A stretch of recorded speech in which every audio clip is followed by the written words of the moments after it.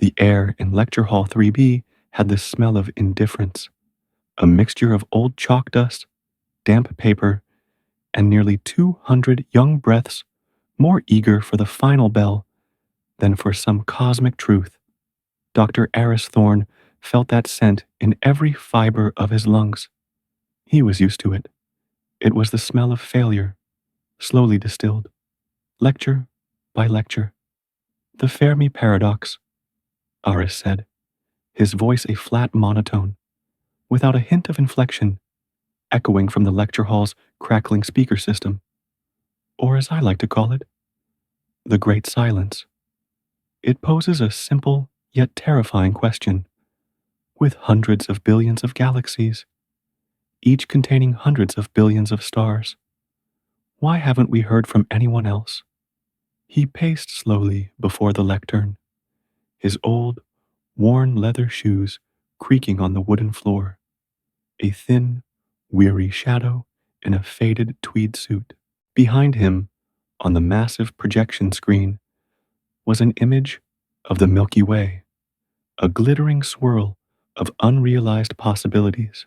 There are many theories, he continued, his eyes sweeping over the students' faces. A few were taking notes. Many were scrolling on their phones beneath their desks. A couple in the back row was whispering about something that was apparently far more interesting than the survival of life in the universe. Perhaps the distances are too great. Perhaps we're listening on the wrong frequencies. Perhaps intelligent life tends to self-destruct before it can reach for the stars. He paused, his gaze landing on a female student in the third row, the only one who seemed genuinely engaged. She had bright eyes and an enthusiasm not yet eroded by exams or student loans. Or perhaps, Aris lowered his voice, a hint of bitterness creeping in. There is a more frightening hypothesis, the dark forest theory. He took a sip of water from a plastic bottle on the table. Imagine the universe as a dark forest filled with hidden predators. Every civilization is a hunter armed with a gun. In this forest, anyone who reveals their existence immediately becomes a target. The only way to survive is to remain absolutely silent. And so, the universe is quiet, not because it is empty, but because it is crowded with the fearful. A silence fell over the lecture hall for a moment, different from the usual apathetic quiet. Something in Aris's voice, a heaviness, an almost desperate conviction, had pierced the wall of boredom. The student raised her hand. Dr. Thorne, what about your project? Project 𝐃𝐄𝐒𝐒𝐕𝐄𝐑. I read that its goal was to actively transmit signals. Doesn't that contradict the dark forest theory? That name, 𝐃𝐃𝐒𝐒𝐕𝐄𝐑. It felt like a shard of ice plunging into Aris's chest. The room seemed to drop a few degrees. He could hear the familiar, low hum starting in his ears. He gripped the water bottle, his knuckles turning white. Project 𝐃𝐃𝐒𝐒𝐕𝐄𝐑, Aris replied, his voice hardening, losing its recent smoothness, was a prime example of human naivete, an attempt to shout into the forest, hoping for a greeting instead of a gunshot. It was based on a flawed assumption. What assumption was that? The girl asked, undeterred. That the forest cares, Aris said, almost in a whisper. That someone or something is listening. The truth is much crueler. The truth is, the universe isn't hostile. It's simply indifferent. Our shouts, our existence, they are but a tiny ripple in a vast, silent ocean. And that ocean does not answer. The bell rang, shrill and harsh, shattering the tension. As if a switch had been flipped, the lecture hall came alive. The rustle of chairs, the sound of books being shoved into backpacks, the hum of chatter. The students flowed out like a school of fish, leaving Aris alone at the lectern, facing the image of a distant galaxy. He didn't watch them go. He just stared at that swirl of light, feeling the familiar emptiness gnawing at his insides. Ilara wouldn't have said that. A voice echoed in his head, the voice of memory. She would have said the ocean is listening. We just haven't found the right language to speak to it yet. Aris closed his eyes. But Ilara had been wrong, and the price for her mistake, for his, was a permanent silence. Aris's apartment was on the 7th floor of an old building overlooking a perpetually noisy street. But inside, it was terrifyingly quiet, the quiet of a life put on hold. Books were piled in stacks on the floor, not out of passion, but out of indolence. Scattered takeout containers littered the kitchen counter. A quarter-full bottle of cheap Irish whiskey sat next to the sink. He tossed his leather briefcase onto the sofa, loosened his tie, and went straight to the refrigerator. The cold light inside illuminated only an expired carton of milk and a few wrinkled apples. He slammed the door shut, sighed, and poured the rest of the whiskey into a dirty glass. The burn of the alcohol spread through his throat, a false warmth. He turned on the television, a habit, noise to fill the silence. The 24-hour news channel was running a special report. The familiar face of the anchor looked more serious than usual. The ticker running across the bottom of the screen made Aris freeze. Mysterious object enters solar system. NASA calls it Atlas. On the screen was a 3D rendering, a massive, jet-black object shaped like a fragment of an iceberg, asymmetrical and jagged. It wasn't spinning. It wasn't glowing. It was simply drifting, a colossal block of silence passing through Neptune's orbit. To reiterate, the anchor said, this object, designated Atlas, is emitting no identifiable signals. It appears to absorb nearly all electromagnetic radiation, including radar waves, making it extremely difficult to determine its exact composition. Its size is staggering. Initial estimates suggest it is over 30 kilometers long. Aris scoffed, taking a gulp of whiskey. Just another space rock. The media would hype it up for a few weeks. Scientists would propose wild theories, and then it would all be forgotten when some celebrity had a new scandal. He had seen this script too many times. The universe occasionally threw a rock at them, just to remind them it could crush them at any moment. He glanced at the single framed photograph on a small table by the window. The photo had yellowed with age. Him and a young woman with fiery red hair and a radiant smile, both wearing white lab coats. Ilara. Behind them was a section of the massive antenna array of Project Chimera. The white dishes turned up to the sky like metal flowers begging for attention. You see, Aris. Her voice echoed in his memory again, as vivid as if she were standing right next to him. We're not shouting. We're singing. And one day, the universe will sing back. It doesn't sing, Ilara, Aris whispered to the empty room. It never sings. He turned off the TV, unable to bear the hopeful speculation of the experts any longer. He needed silence, but tonight, silence would not come. Aris jolted awake around 3 a.m. It wasn't a nightmare. It wasn't the sound of an ambulance siren from the street below. He woke up because of a feeling of cold. Not the cold of the room when the old heating system faltered. This was a deeper cold that pierced through the blankets, through his skin, and seemed to freeze the very marrow in his bones.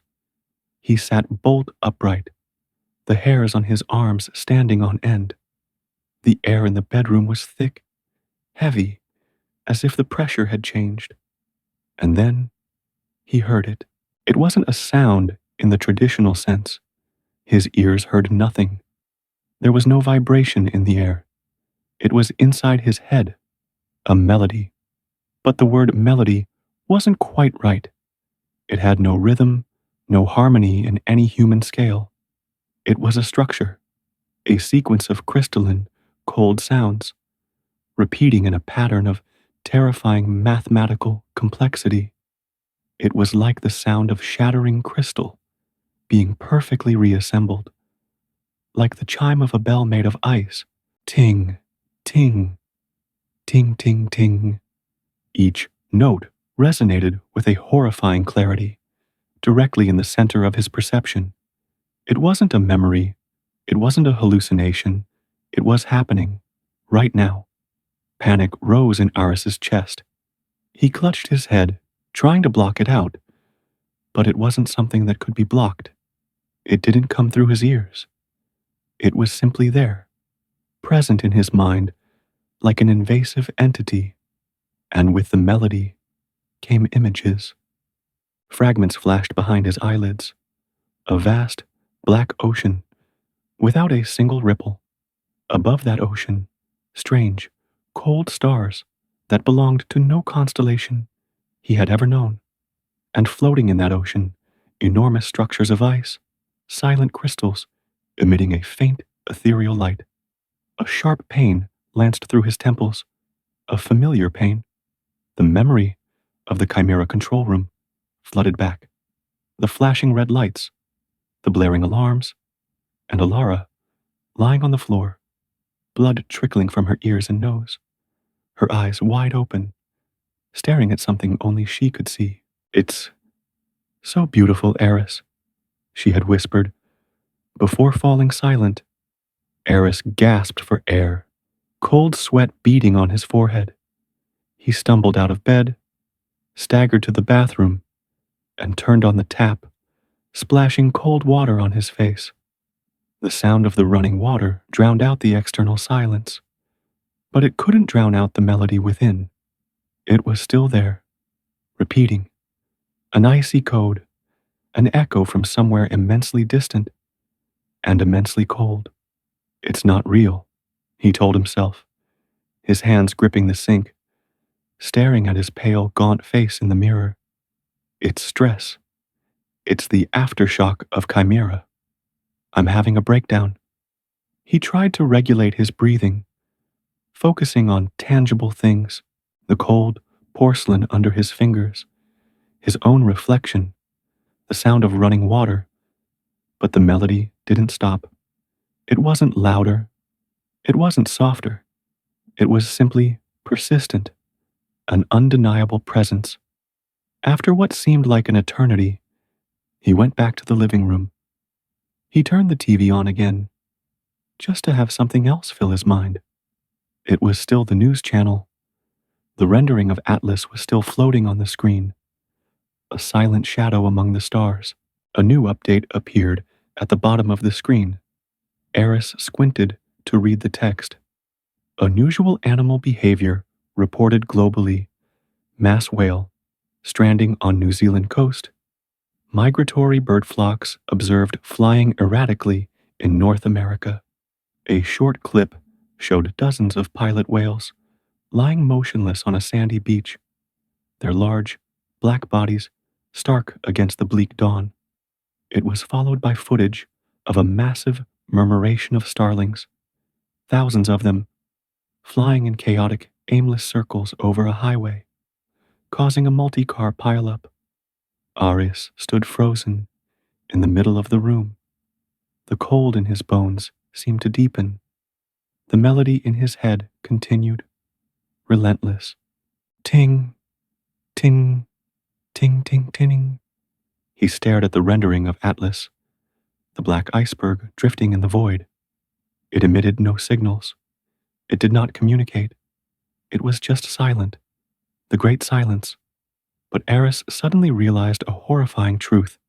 His theory had been wrong. The universe wasn't silent. It was humming a tune that until now, no one had been able to hear. And now, for some unknown reason, he could. And the price of listening, he feared, was worse than death. It was madness. 3 days after that first night, the melody had become an unwelcome companion. It was no longer a distant echo. It had now settled into a constant undercurrent in Aris's mind, a background score to his existence. It wove itself into the quiet spaces between his thoughts, filling his dreams with silent oceans and crystalline celestial bodies. At times, it would surge in intensity, a sharp, crystalline chord that made him grab onto a wall as the world around him blurred for a second. His sanity was fraying at the edges. He'd tried everything: meditation, white noise, drinking himself into unconsciousness. Nothing worked. The melody wasn't sound. It was part of the fabric of his consciousness, as if some mad artist had painted a grotesque new detail onto the canvas of his soul. The outside world was cracking too. The news no longer spoke of Atlas as an astronomical wonder. It was now an omen, a silent shadow hanging over human civilization. New terms emerged and spread like viruses. The shared dream, millions reporting the same dream of a black ocean. The lull, brief moments when everyone in an area would suddenly become disoriented, staring into space with vacant eyes. Riots broke out in major cities, not out of anger, but out of fear. Doomsday cults sprouted like mushrooms after a rain, preaching of the ice visitor who had come to cleanse the world. The global economy teetered. People were afraid to sleep. They were afraid of the quiet. For Aris, the most terrifying thing was the chilling familiarity of it all. He had seen a miniature version of it years ago, in the control room of Chimera. The paranoia, the disconnection from reality, the inability to distinguish between his own thoughts and the other thing. That afternoon, Aris was sitting in his cluttered office at the university, trying to grade a stack of papers on barriers in interstellar communication. The words danced meaninglessly before his eyes. The melody in his head was at a low hum, a gentle but persistent thrum. He rubbed his temples, feeling the dull headache that had become a permanent fixture in his life. There was a knock on the door, soft but firm. "Come in," Aris said, not looking up. Probably another student asking for an extension. The door opened, but no one spoke. The prolonged silence made Aris uneasy. He looked up, and the complaint died in his throat. Standing in the doorway was not a student. It was a woman in her 50s, dressed in a perfectly tailored, wrinkle-free charcoal gray business suit. She stood tall, straight as a steel rod. Her silver hair was cut in a short, neat, military style. But it was her eyes that caught Aris's attention. A cold, sharp shade of blue, assessing him not as a person, but as a tool, a variable in a complex equation. Behind her stood two men in black suits, built like identical brick walls, their faces devoid of expression. They didn't enter, just stood guard at the door, their presence turning the ordinary university hallway into a high-security zone. "Dr. Aris Thorne?" the woman asked. Her voice was low, even, with an unplaceable Eastern European accent. "That's me," Aris replied, trying to sound casual. "If you're here to donate to the linguistics department, I'm afraid our budget was cut to buy a new espresso machine for the economics department." The woman didn't smile. She stepped inside and closed the door, leaving the two men outside. The room seemed to shrink in her presence. "My name is General Eva Rostova," she said, presenting an ID card. It bore only her name and a strange emblem, a triangular shield with the Earth at its center. No country, no government agency he recognized. I am not here to discuss coffee machines, Doctor. Aris looked at the card and then back at her. General, forgive me, but I don't think I've violated any military codes recently. You have not, Rostova said, putting the card away. We require your expertise. Aris let out a dry, tired laugh. My expertise? Do you know who I am? I'm a scientific failure. A cautionary tale for overly ambitious graduate students. My only expertise right now is determining which brand of whiskey produces the mildest headache the morning after. I know exactly who you are, Rostova replied, her voice unwavering. Aris Thorne, the world's leading xenolinguist, specializing in theoretical, non-biological communication models, author of The Syntax of Silence, and the project lead of Project 𝐃𝐄𝐒𝐒𝐕𝐄𝐑. There it was again, the second punch in a week, this time from a powerful stranger. A cold anger rose in Aris, replacing his fatigue. 𝐃𝐃𝐄𝐒𝐕𝐄𝐑 is classified. How did you... There are levels of classification you are not privy to, Doctor. Rostova cut him off. My organization, AEGIS, was formed for the very possibilities 𝐃𝐃𝐄𝐒𝐕𝐄𝐑 once tried to contact. We are humanity's last line of defense against that which we do not understand. She took a slim tablet from her jacket pocket, placed it on Aris's desk, and turned the screen toward him. On it was a complex brainwave chart, but there was one anomalous frequency band, colored blue, that was oscillating in a rhythmic pattern. Aris recognized it instantly. It was a visual representation of what was ringing in his head. This is the signal we are calling the echo, Rostova explained. It began to be registered globally 76 hours ago, coinciding with Atlas entering our sensor range. It is not an acoustic wave, not a radio wave. It is something else, and it is getting stronger. It is the cause of the shared dream, the lull, and the spreading panic. Aris stared at the screen, his heart pounding in his chest. So, he wasn't crazy, or if he was, the whole world was going crazy with him. What do you want from me? He asked, his voice hoarse. Project 𝐃𝐃𝐄𝐒𝐕𝐄𝐑 failed, Rostova said bluntly. But it came closer than anyone else to communicating with a non-carbon-based consciousness. You failed to send a message, but you and Dr. Ilara Vance succeeded in creating a protocol for listening. She paused, letting Ilara's name sink in. We need you to listen to this echo. Translate it. Tell us what Atlas wants. Aris pushed the tablet away. He stood up, turned his back to Rostova, and looked out the window at the falling autumn leaves. You don't understand, he said, his voice barely a whisper. You call it communication. You think there's intent behind it, a message, but that's the mistake we made.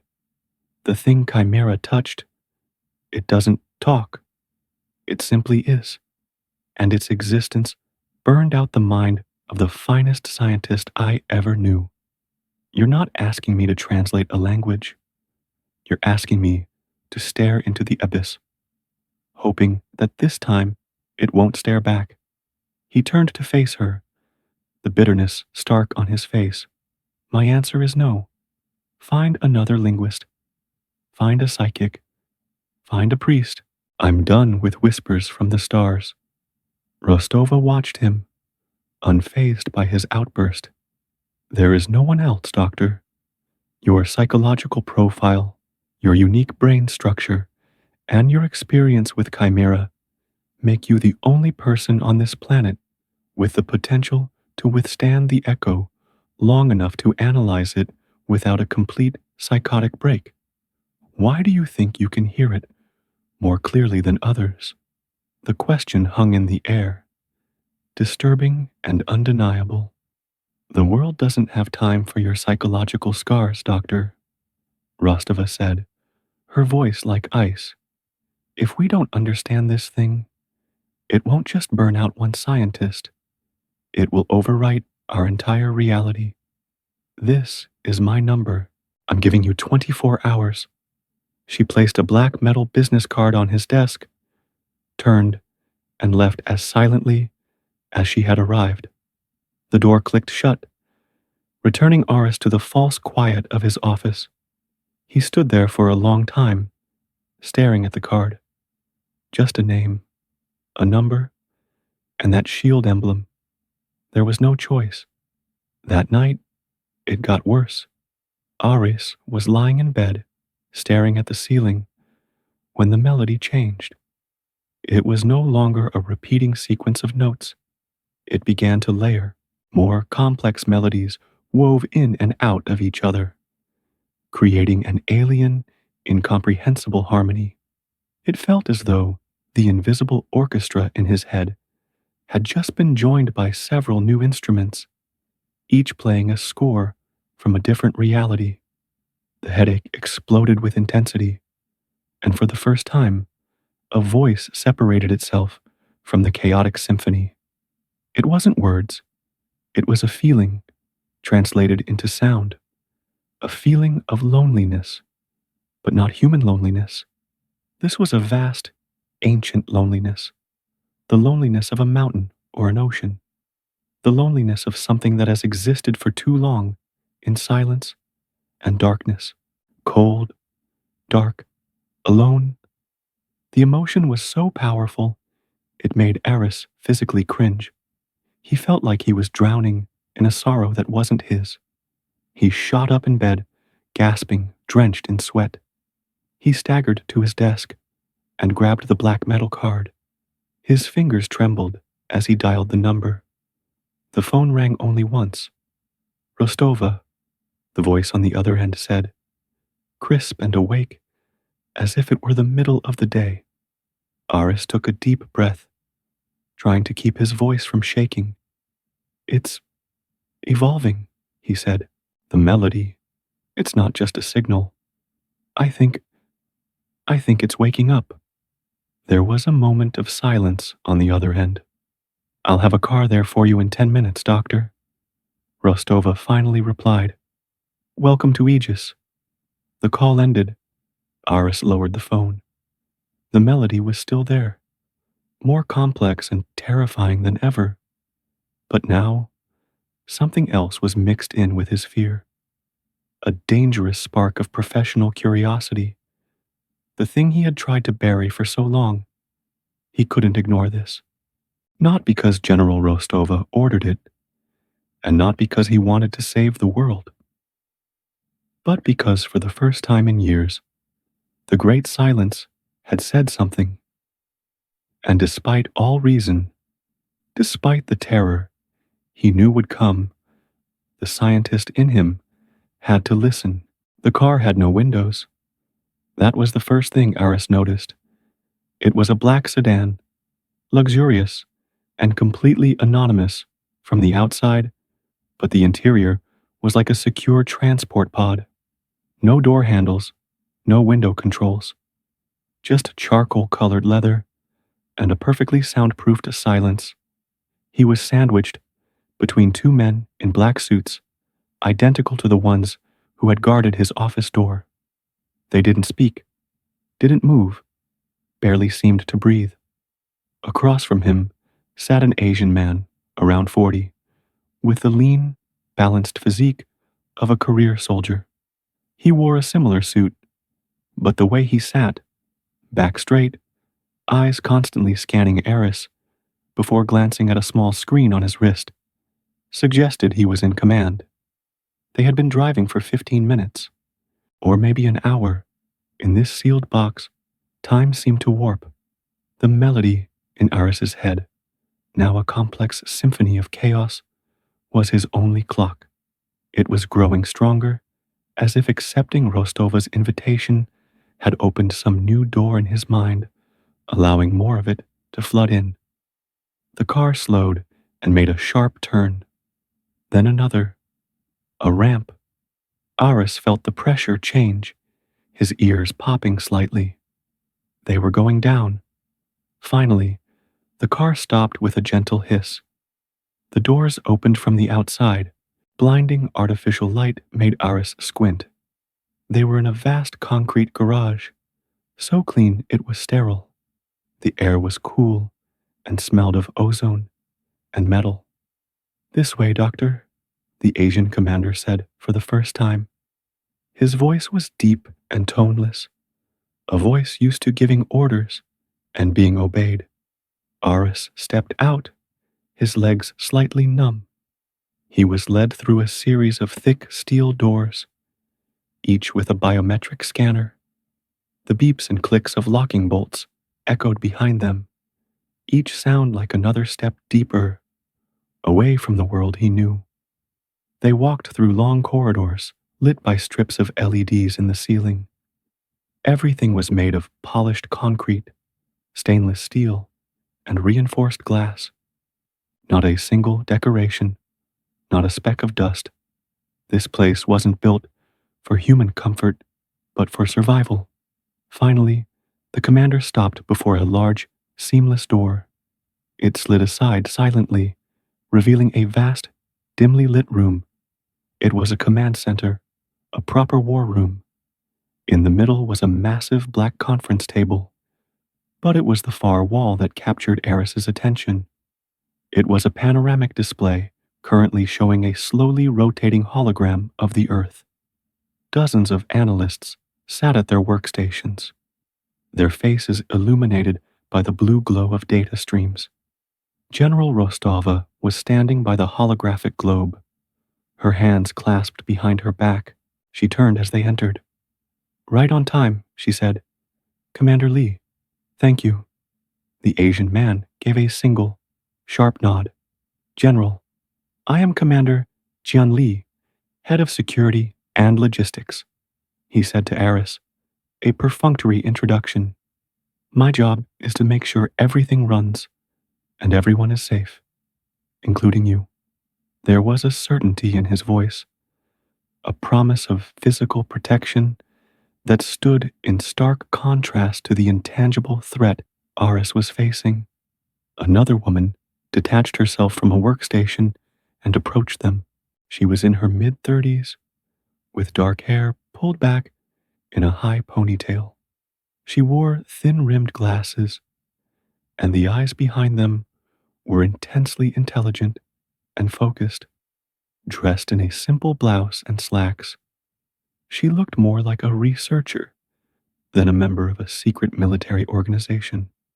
"Dr. Thorne," Rostova said, "this is Dr. Lena Petrova, our head of neuroscience."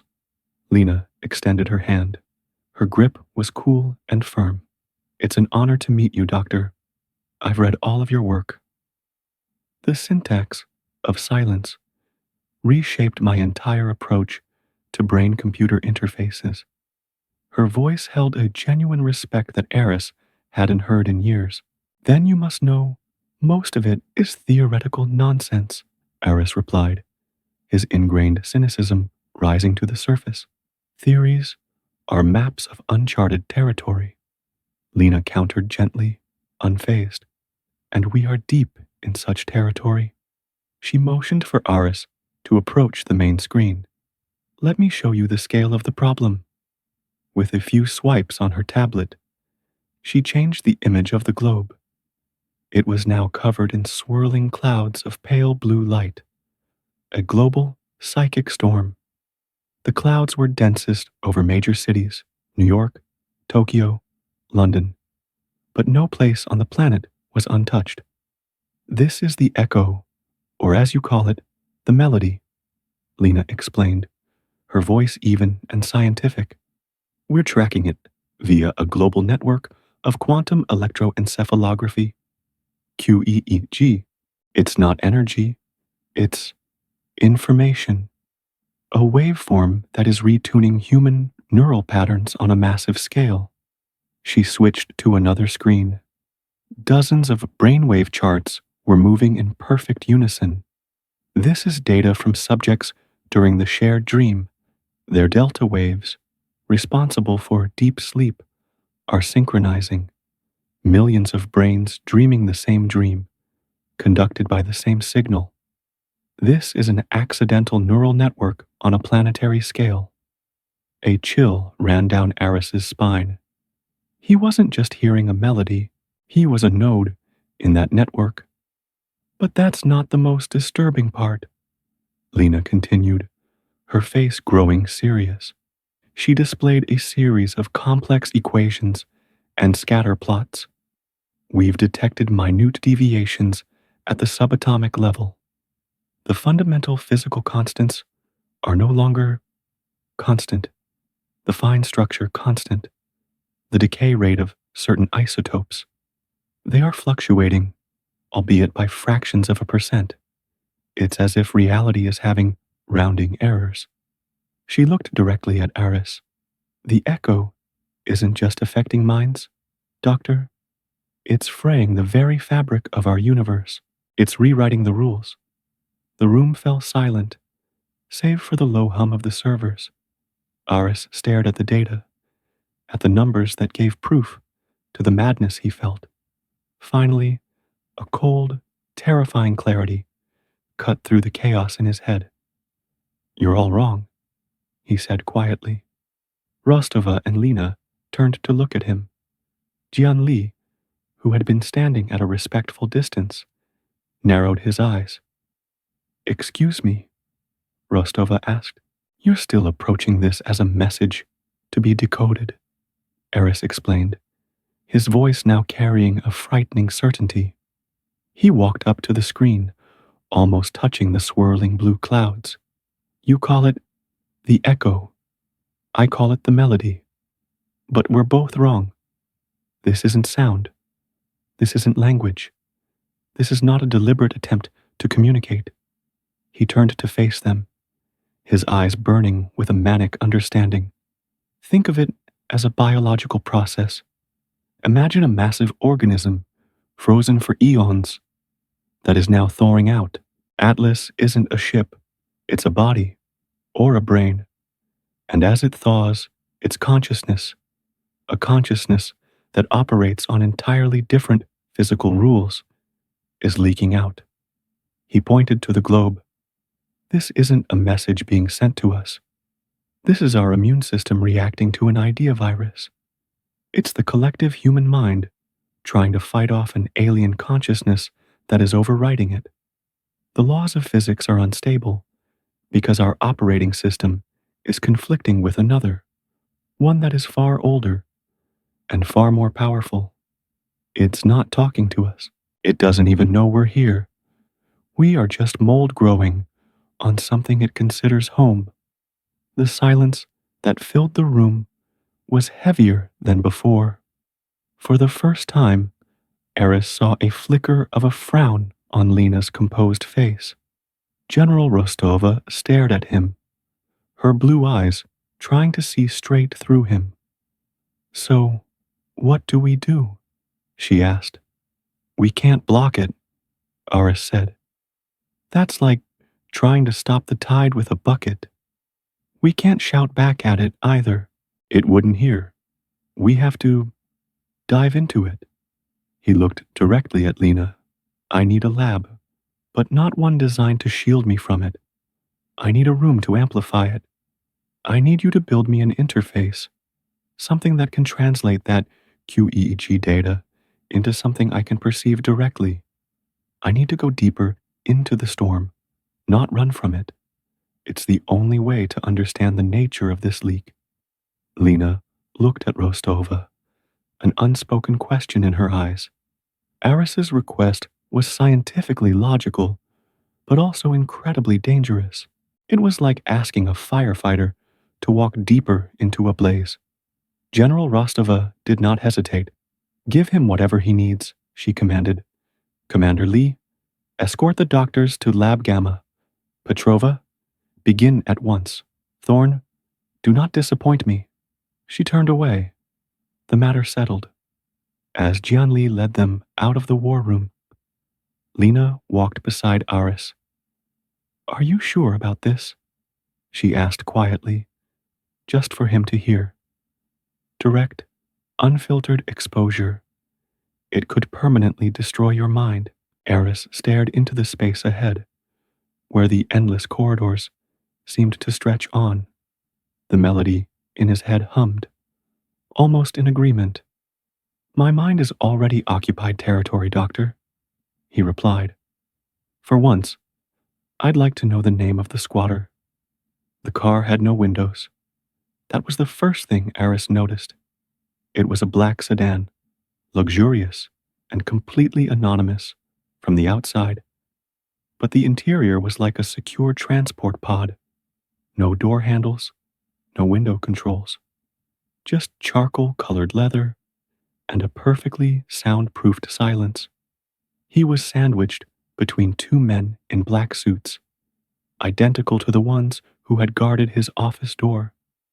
They didn't speak, didn't move, barely seemed to breathe. Across from him sat an Asian man, around 40, with the lean, balanced physique of a career soldier. He wore a similar suit, but the way he sat, back straight, eyes constantly scanning Aris, before glancing at a small screen on his wrist, suggested he was in command. They had been driving for 15 minutes, or maybe an hour. In this sealed box, time seemed to warp. The melody in Aris's head, now a complex symphony of chaos, was his only clock. It was growing stronger, as if accepting Rostova's invitation had opened some new door in his mind, allowing more of it to flood in. The car slowed and made a sharp turn, then another, a ramp. Aris felt the pressure change, his ears popping slightly. They were going down. Finally, the car stopped with a gentle hiss. The doors opened from the outside. Blinding artificial light made Aris squint. They were in a vast concrete garage, so clean it was sterile. The air was cool and smelled of ozone and metal. This way, Doctor, the Asian commander said for the first time. His voice was deep and toneless, a voice used to giving orders and being obeyed. Aris stepped out, his legs slightly numb. He was led through a series of thick steel doors, each with a biometric scanner. The beeps and clicks of locking bolts echoed behind them, each sound like another step deeper, away from the world he knew. They walked through long corridors, lit by strips of LEDs in the ceiling. Everything was made of polished concrete, stainless steel, and reinforced glass. Not a single decoration, not a speck of dust. This place wasn't built for human comfort, but for survival. Finally, the commander stopped before a large, seamless door. It slid aside silently, revealing a vast, dimly lit room. It was a command center, a proper war room. In the middle was a massive black conference table, but it was the far wall that captured Aris's attention. It was a panoramic display, currently showing a slowly rotating hologram of the Earth. Dozens of analysts sat at their workstations, their faces illuminated by the blue glow of data streams. General Rostova was standing by the holographic globe, her hands clasped behind her back. She turned as they entered. "Right on time," she said. "Commander Lee."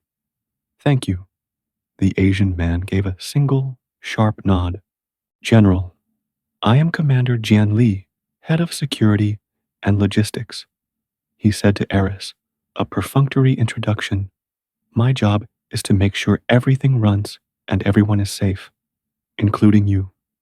There was a certainty in his voice, a promise of physical protection that stood in stark contrast to the intangible threat Aris was facing.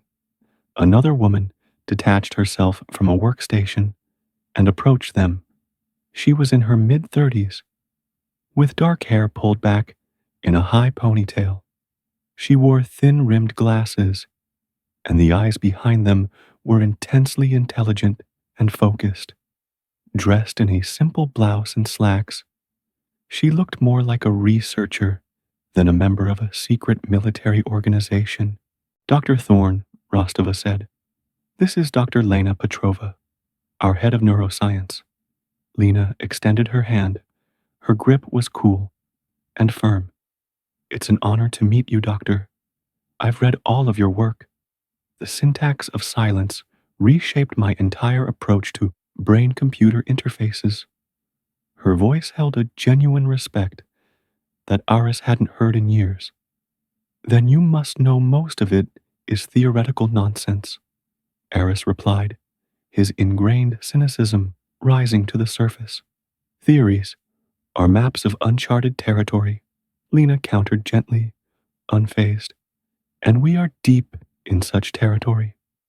She motioned for Aris to approach the main screen. Let me show you the scale of the problem. With a few swipes on her tablet, she changed the image of the globe. It was now covered in swirling clouds of pale blue light, a global psychic storm. The clouds were densest over major cities, New York, Tokyo, London, but no place on the planet was untouched. This is the echo, or as you call it, the melody, Lena explained, her voice even and scientific. We're tracking it via a global network of quantum electroencephalography, QEEG. It's not energy, it's information, a waveform that is retuning human neural patterns on a massive scale. She switched to another screen. Dozens of brainwave charts were moving in perfect unison. This is data from subjects during the shared dream. Their delta waves, responsible for deep sleep, are synchronizing. Millions of brains dreaming the same dream, conducted by the same signal. This is an accidental neural network on a planetary scale. A chill ran down Aris's spine. He wasn't just hearing a melody. He was a node in that network. But that's not the most disturbing part, Lena continued, her face growing serious. She displayed a series of complex equations and scatter plots. We've detected minute deviations at the subatomic level. The fundamental physical constants are no longer constant. The fine structure constant, the decay rate of certain isotopes, they are fluctuating, albeit by fractions of a percent. It's as if reality is having rounding errors. She looked directly at Aris. The echo isn't just affecting minds, Doctor. It's fraying the very fabric of our universe. It's rewriting the rules. The room fell silent, save for the low hum of the servers. Aris stared at the data, at the numbers that gave proof to the madness he felt.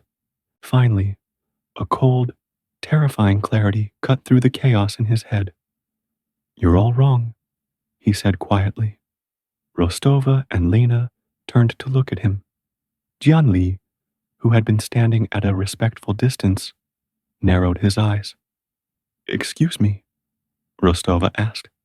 You're still approaching this as a message to be decoded, Aris explained, his voice now carrying a frightening certainty. He walked up to the screen, almost touching the swirling blue clouds. You call it the echo. I call it the melody. But we're both wrong. This isn't sound. This isn't language. This is not a deliberate attempt to communicate. He turned to face them, his eyes burning with a manic understanding. Think of it as a biological process. Imagine a massive organism, frozen for eons, that is now thawing out. Atlas isn't a ship. It's a body, or a brain. And as it thaws, its consciousness, a consciousness that operates on entirely different physical rules, is leaking out. He pointed to the globe. This isn't a message being sent to us. This is our immune system, reacting to an idea virus. It's the collective human mind trying to fight off an alien consciousness that is overriding it.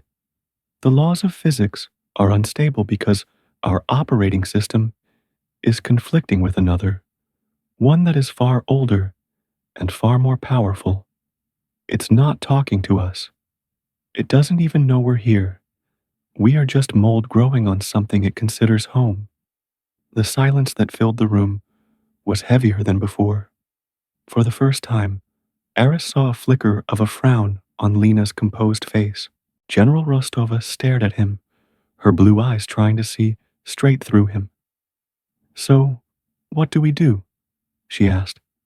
"We can't block it," Aris said. "That's like trying to stop the tide with a bucket. We can't shout back at it either. It wouldn't hear. We have to dive into it." He looked directly at Lena.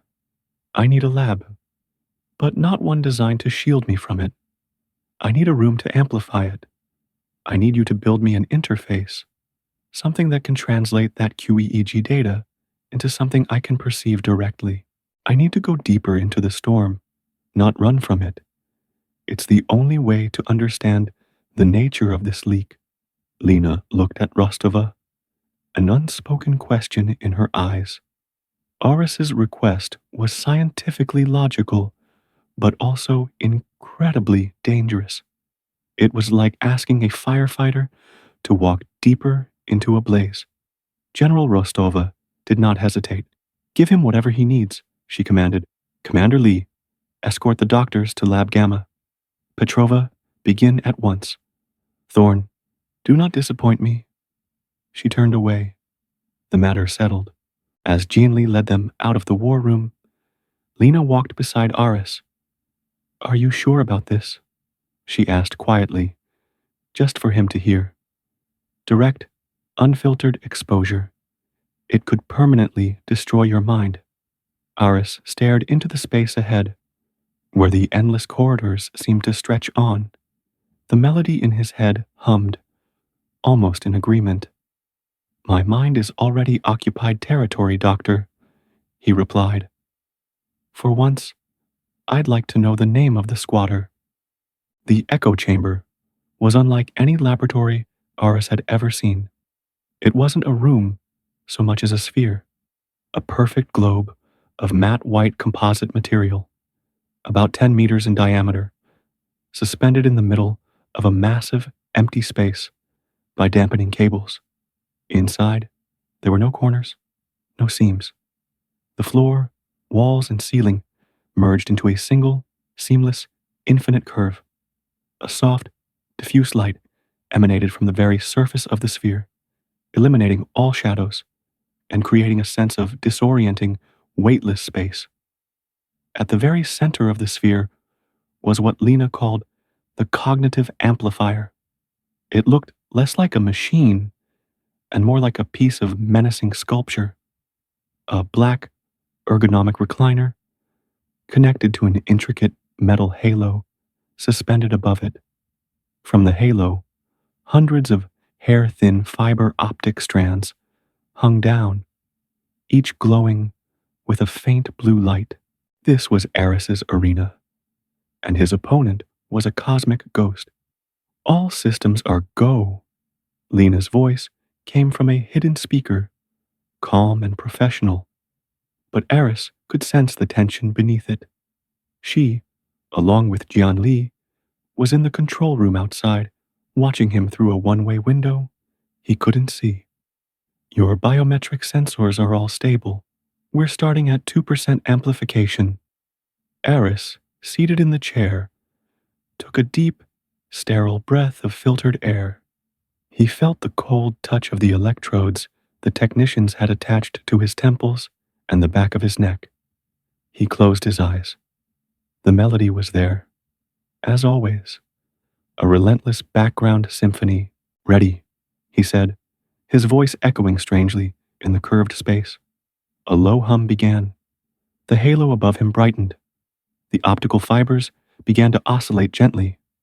And then, Aris's world fractured. It wasn't an increase in volume. The melody didn't get louder. It got deeper, wider. If before he was listening to a recording on an old radio, now he was standing in the middle of the orchestra, where every instrument was a galaxy and every note was a law of physics being bent. He was no longer hearing the melody. He was in it. Images assaulted him, not through his eyes, but directly into his cerebral cortex. Impossible geometries that couldn't exist in three-dimensional space twisted and morphed. Colors for which the human eye has no name flared and died. He felt a pressure on his consciousness, as if he were sinking to the bottom of an ocean made of liquid metal, and he began to understand, not in words, not with logic. He understood with a terrifying, primal intuition. He realized the melody wasn't transmitting sentences or ideas. It was transmitting concepts, the fundamental building blocks of a completely different reality, connection without proximity, time as a navigable space, existence as a crystalline state, not a biological one. This wasn't a language. It was an idea virus, a cognitive pathogen. Each alien concept he absorbed felt like a piece of malicious code installing itself in his mental operating system, rewriting his most basic assumptions about the world. Aris, Lena's voice cut through, sharp and distant. Your biometrics are spiking. Your brain activity is in the danger zone. We're pulling you out. No. Wait. Aris shouted, though he wasn't sure if he made a sound. I'm seeing. But it was too late. The hum ceased. The pressure vanished abruptly. He was slammed violently back into his own body, like a diver pulled to the surface too fast. He gasped, choking, his heart hammering against his ribs. His whole body was shaking uncontrollably. The echo chamber was once again a sterile white sphere, but in his eyes, the walls still rippled with after-images of geometric patterns. The door slid open. Lena and Jianli rushed in, followed by a medical team. Aris, can you hear me? Lena asked, shining a penlight in his eyes. Aris swatted her hand away.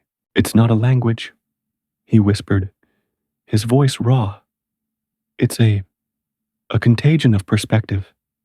He looked at her, his eyes wild. It isn't trying to tell us what it is. It's trying to turn us into what it is. The following days blurred into a cycle of sessions and exhaustion.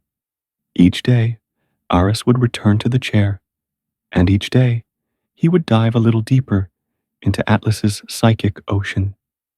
He slowly learned how to navigate the storm, how to cling to a single thought, a memory of Alara, the feel of an old book, the taste of black coffee, as an anchor to keep his mind from being swept away. He described what he saw to Lena with painful precision. He sketched the impossible geometries. He tried to articulate the feeling of existing in multiple places at once.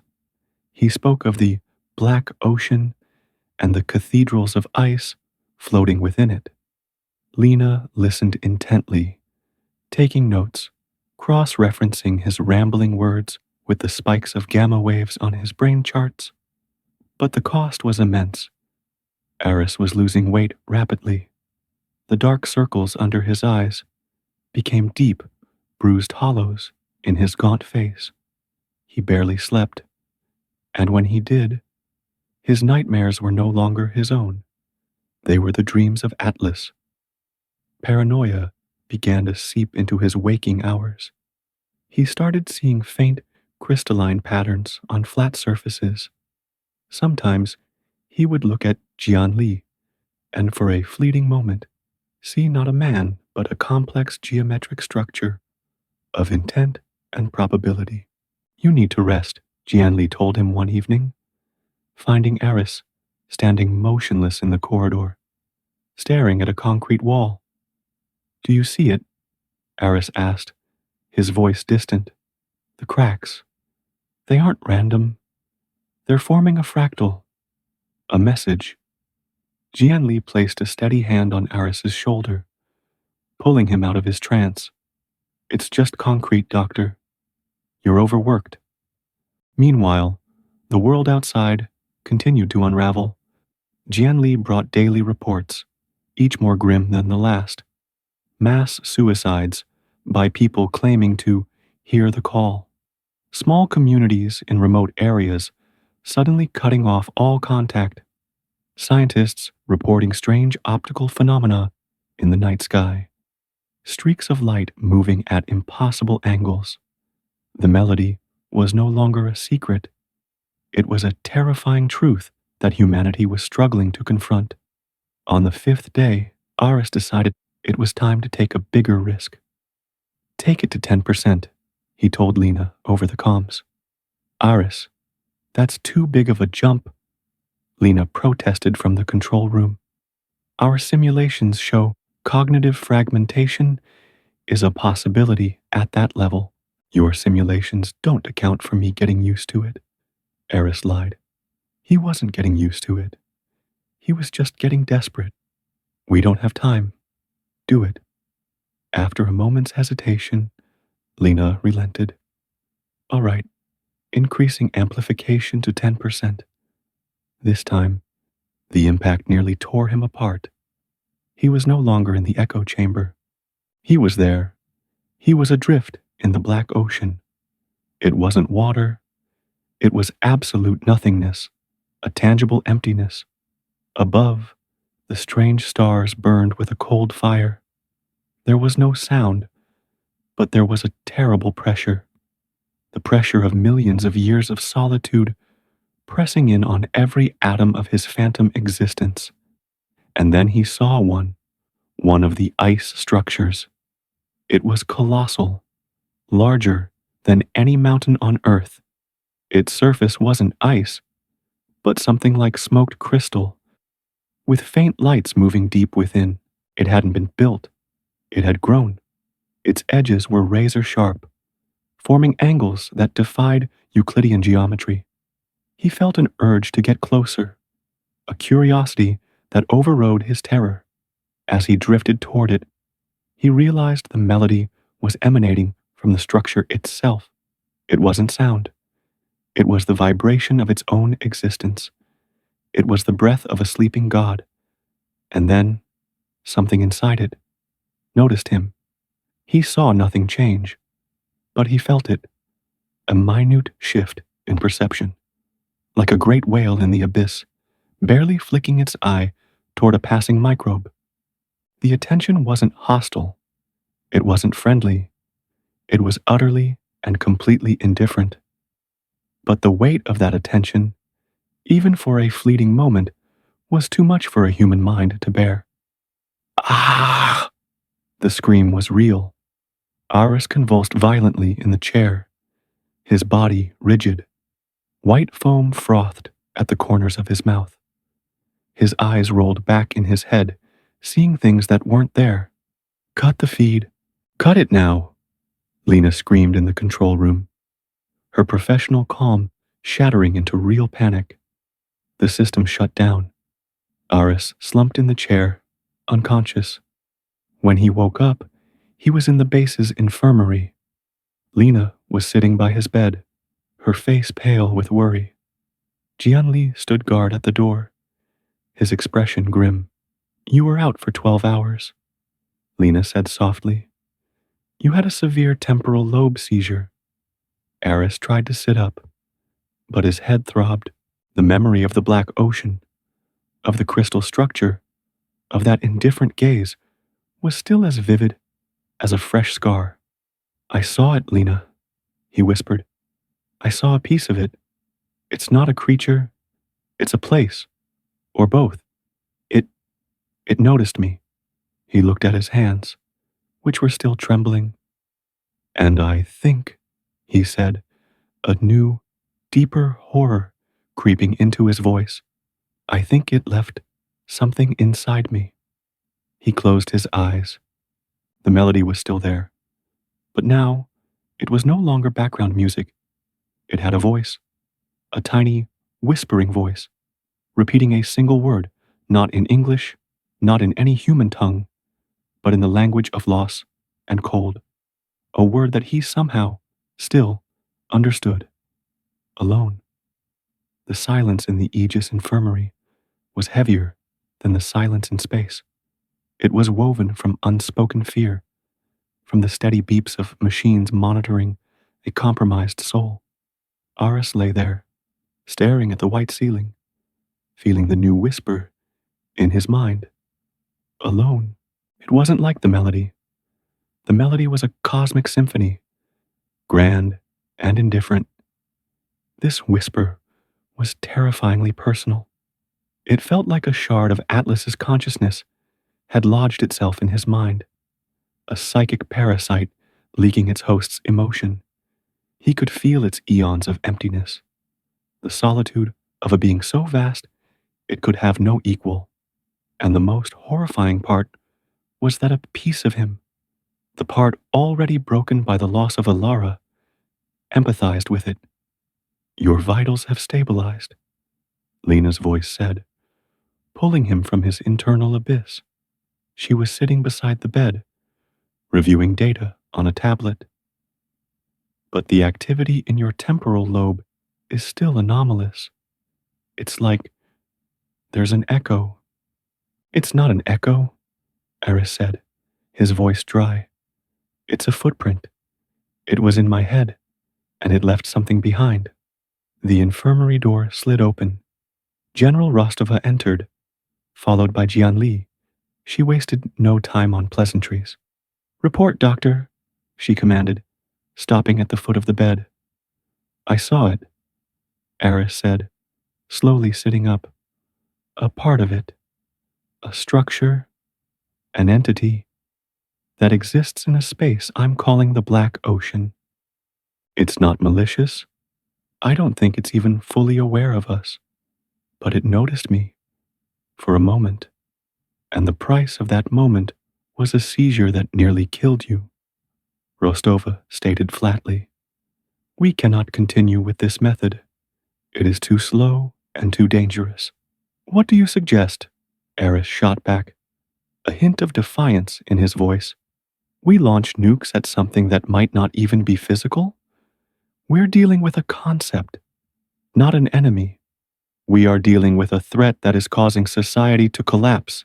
Rostova's voice rose. Panic riots have broken out in 17 major cities. The global supply chain is on the verge of failure. I need answers, not philosophical riddles. Just then, something strange happened. The whisper of alone in Aris's head abruptly ceased, and the melody, the eternal background symphony, began to change. It was no longer an undercurrent. It was rising. All of its invisible instruments, the shattering crystal, the icy chimes, the geometric chords, began to play the same note. A single, pure, piercing note, growing in intensity, as if the entire universe were taking a single, deep breath. Aris clutched his head, a groan escaping his lips. Something's wrong, he gasped. It's focusing. Lena immediately looked at her tablet. Her eyes widened in horror. Oh my God. General, look at this. She handed the tablet to Rostova. The global brainwave chart, usually a chaotic mess of blue clouds, was now coalescing. All the lines, representing millions of brains, were synchronizing into a single, perfect sine wave. It's happening everywhere, Lena said, her voice trembling. A global neural synchronization. In the main command center, alarms began to blare.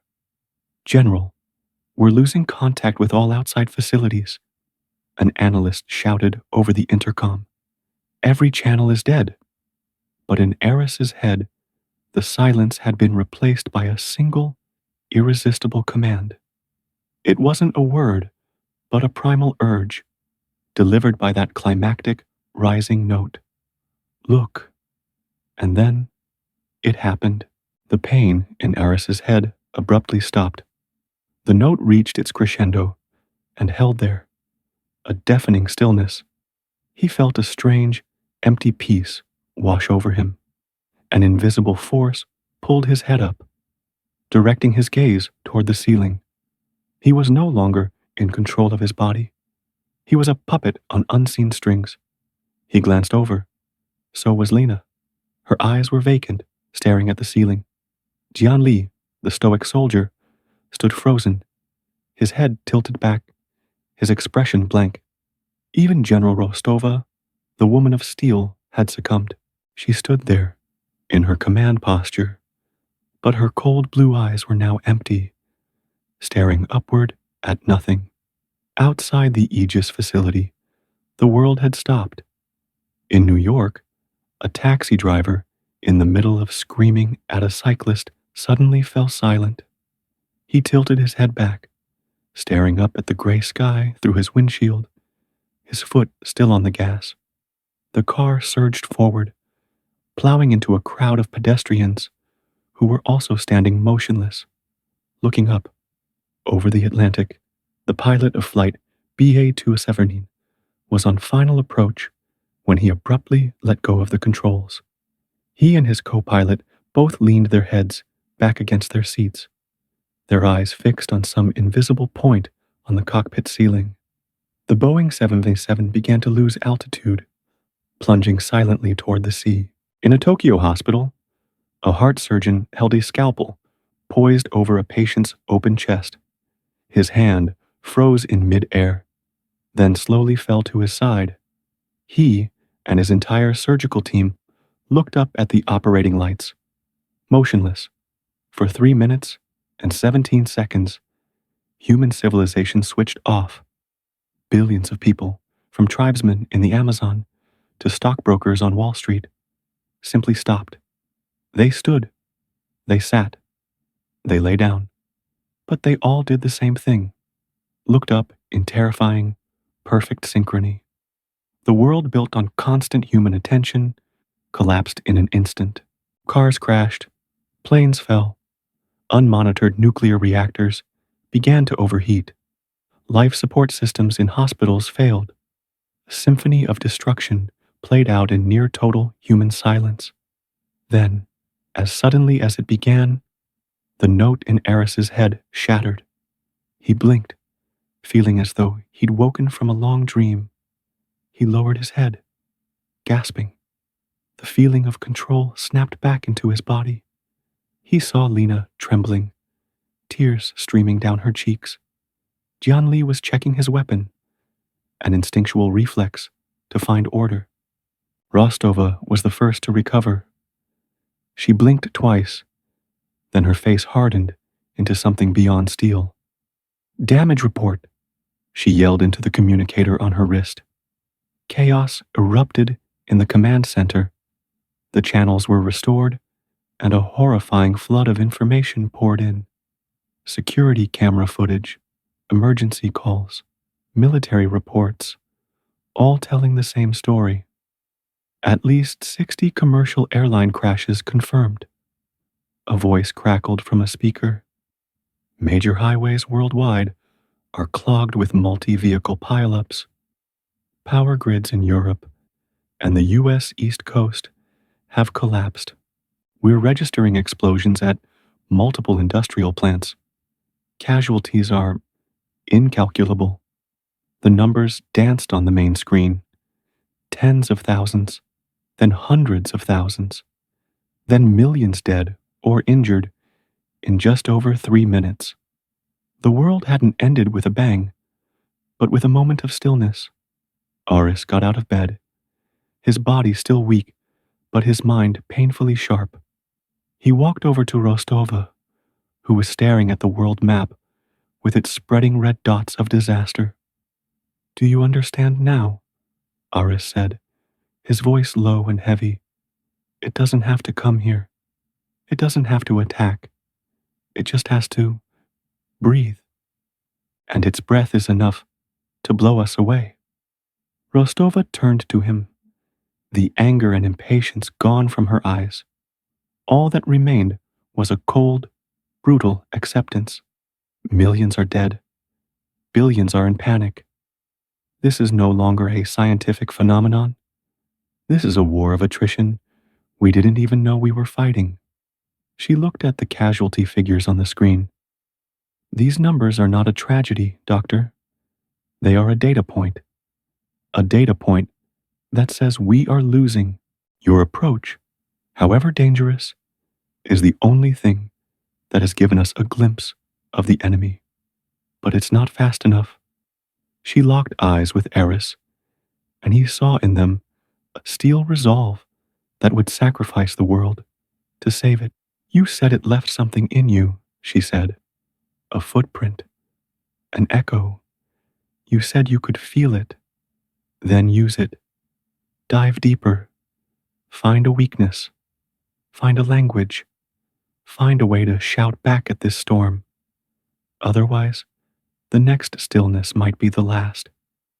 The pressure in the room was greater than the pressure in the black ocean.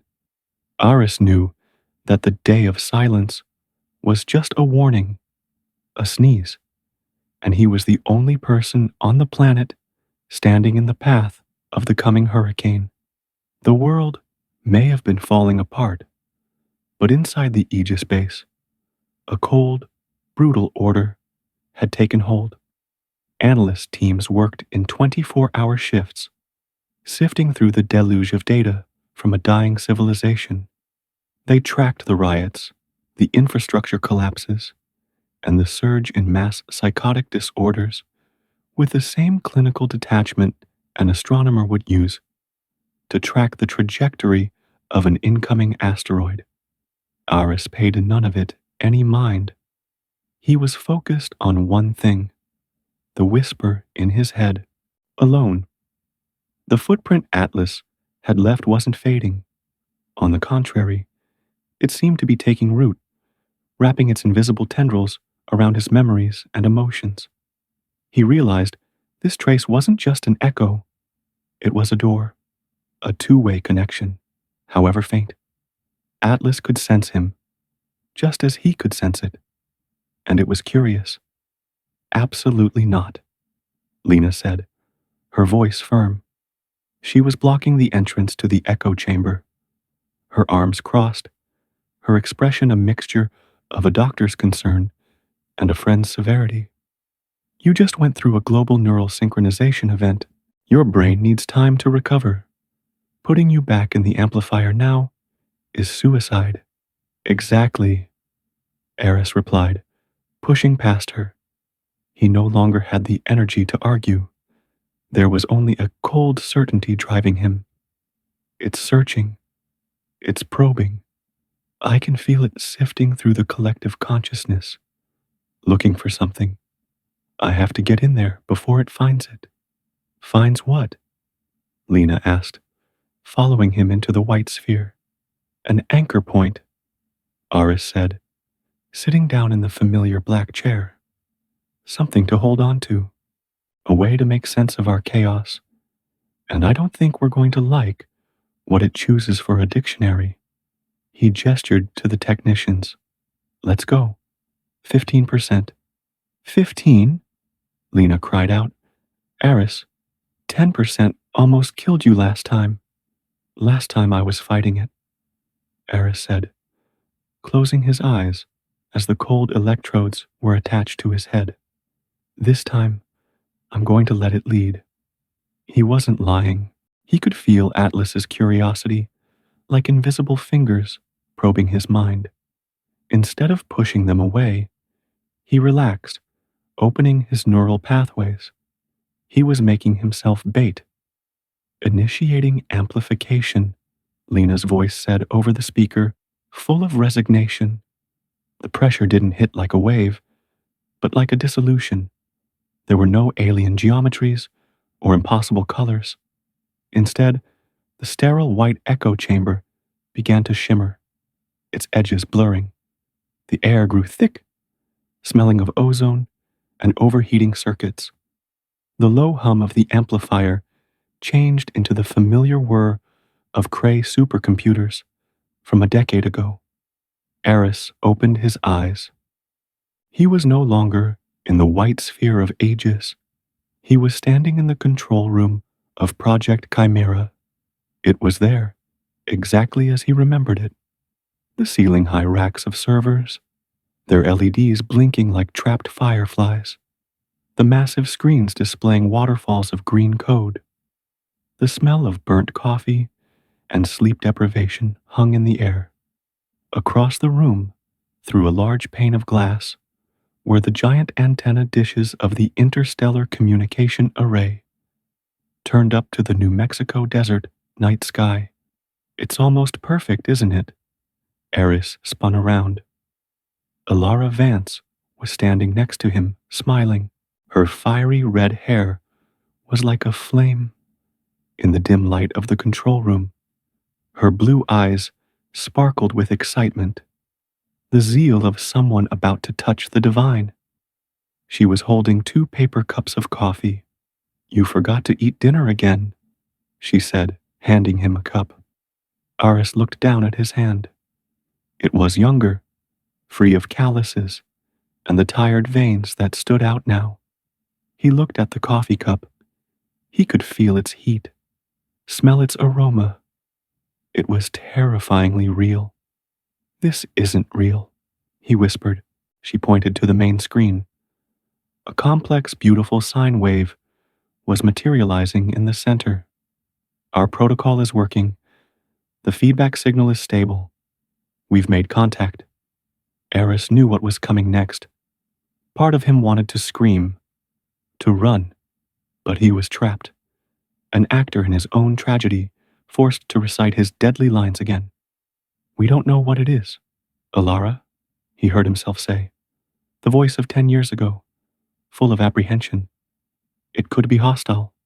"It's not hostile," Alara said gently, placing a hand on his shoulder. "It's lonely. Can't you feel it? A pure consciousness, trapped between dimensions. We're not shouting at it, Aris. We're singing.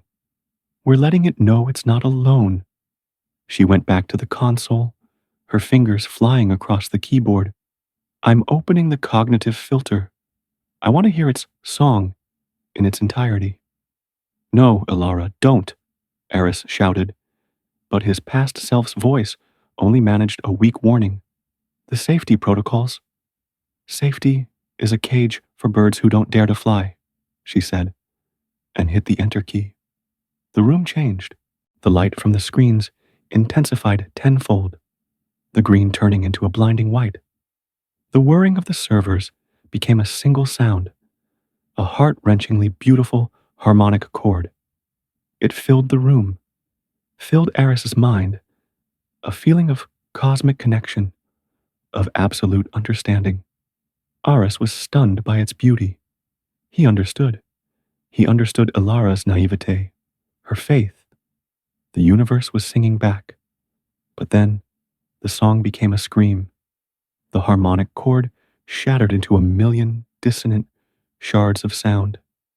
The white light began to flash violently, the screens filled with nonsensical code. Something had come through the gate they had opened. Something too big, too alien. Aris was thrown to the floor. His head felt like a drill was boring into it. But he managed to look up at Alara. She was still standing at the console, but she was no longer in control. Her head was thrown back, her arms wide, as if embracing a storm. Blood began to trickle from her nose, from her ears, stark red lines on her pale skin. But she was smiling, a radiant, ecstatic smile. "It's so beautiful, Aris," she whispered, her eyes looking at something far beyond the walls of the control room, beyond the night sky itself. And then, like a puppet whose strings had been cut, she collapsed. The shock of that moment, its raw truth, broke the illusion. The chimera control room shattered like glass. Aris was thrown back into darkness. He wasn't in the echo chamber. He wasn't in the black ocean. He was somewhere else, an internal space where he could feel the presence of Atlas around him, not as an attacker, but as a curious researcher. Pain, the thought echoed, Not Aris's, but Atlas's. It was examining his memory, turning it over like a biologist examining a strange specimen. Loss, regret. There was no malice. It was just learning. And then Aris understood. A truth so horrifying, it made the blood freeze in his veins. Atlas hadn't created this illusion to torture him. It had found it. It had sifted through his mind, looking for the most powerful emotion, the most formative memory, and used it to communicate, to understand. It was using his trauma as a dictionary, and it wasn't just doing it to him. The day of silence hadn't been an attack. It had been a mass, data-gathering event. It had touched billions of minds at once, searching for the deepest pains, the greatest losses, the most profound fears. It was building a map of the human soul, not from our joys or our hopes, but from our scars. The illusion vanished.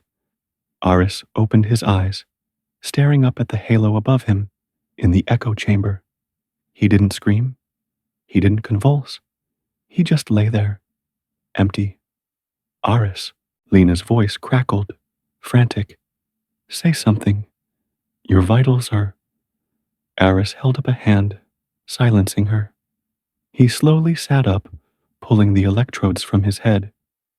He stared into the space before him, but he wasn't seeing white walls. He was seeing billions of souls being unintentionally vivisected. It's not just overriding our reality, he said, his voice terrifyingly even.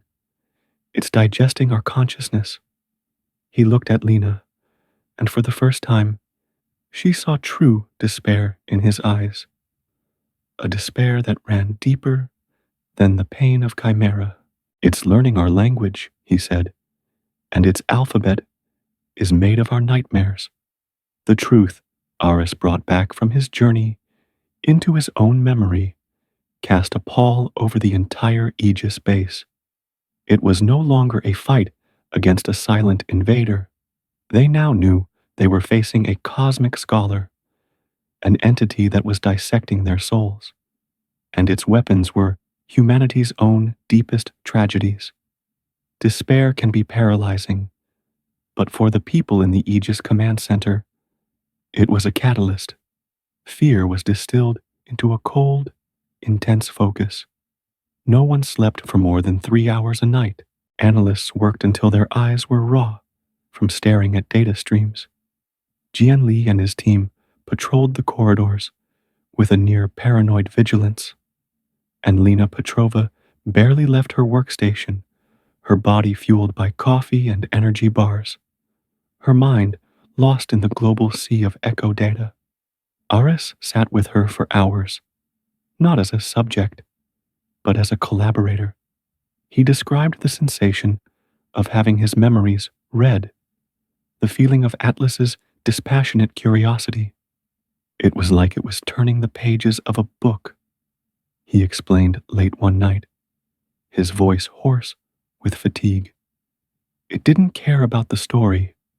It was just analyzing the grammar. It was looking for the most repeated words.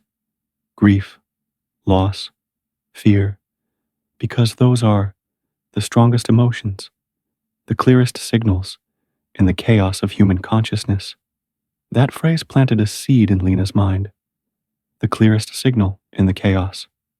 That's just it, she murmured, turning back to the main screen, where the global echo map still swirled like a blue hurricane. We've been looking for where the signal is strongest. She typed furiously, her fingers flying with a manic speed. New algorithms appeared on the screen. The strongest signal is in the megacities. New York, Delhi, São Paulo. But that's also where there's the most noise. Millions of minds screaming in fear, anger, confusion. It's like trying to hear a whisper at a rock concert. So, General Rostova asked. She had been standing silently behind them, an observing shadow. So, we've been looking in the wrong place, Lena replied, not taking her eyes off the screen. What if we don't look for where it's shouting the loudest, but where it's speaking the clearest? She entered a new series of commands. I'm writing a filter. Ignore signal intensity. Instead, analyze the purity of the carrier wave, the coherence of the melody structure. Find where the signal is least distorted by human consciousness. The world map changed. The intense blue clouds over the continents faded. In their place, two bright spots began to form at the planet's poles. Two halos of pale, almost pure blue light, shining against the white of the Arctic and Antarctica.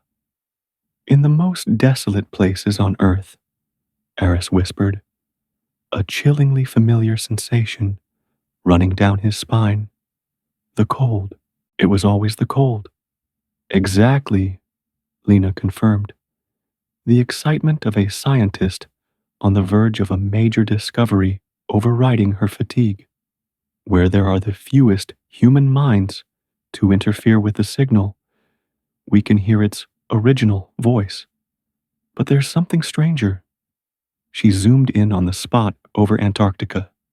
A detailed topographical map of the frozen continent appeared, and there, near the eastern coast, a single point was blinking with a brilliant blue light.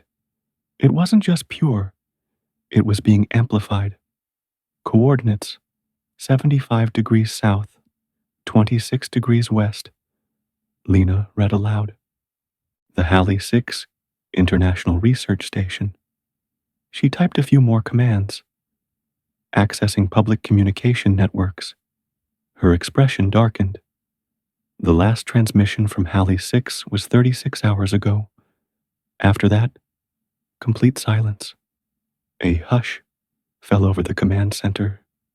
The three of them, the scientist, the soldier, and the unwilling psychic, stared at that blinking point of light. It was no longer a data point. It was an invitation, or a trap. Aris closed his eyes.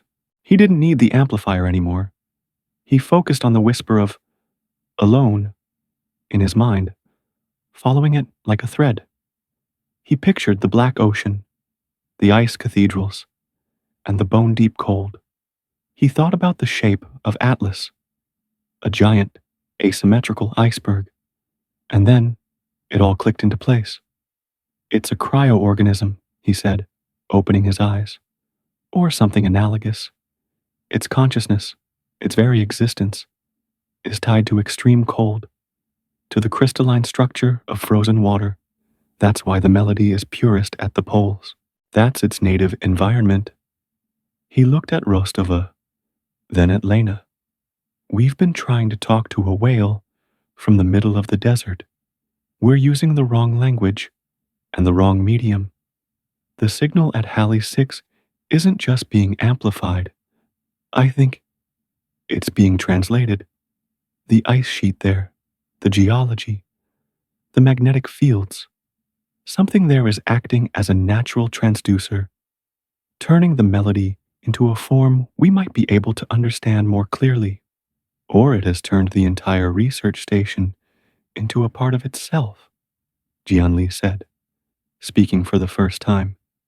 He had stepped forward, his eyes fixed on the coordinates on the screen. It's a trap. Perhaps, Rostova agreed, but there was no hesitation in her voice. But it's also our only chance.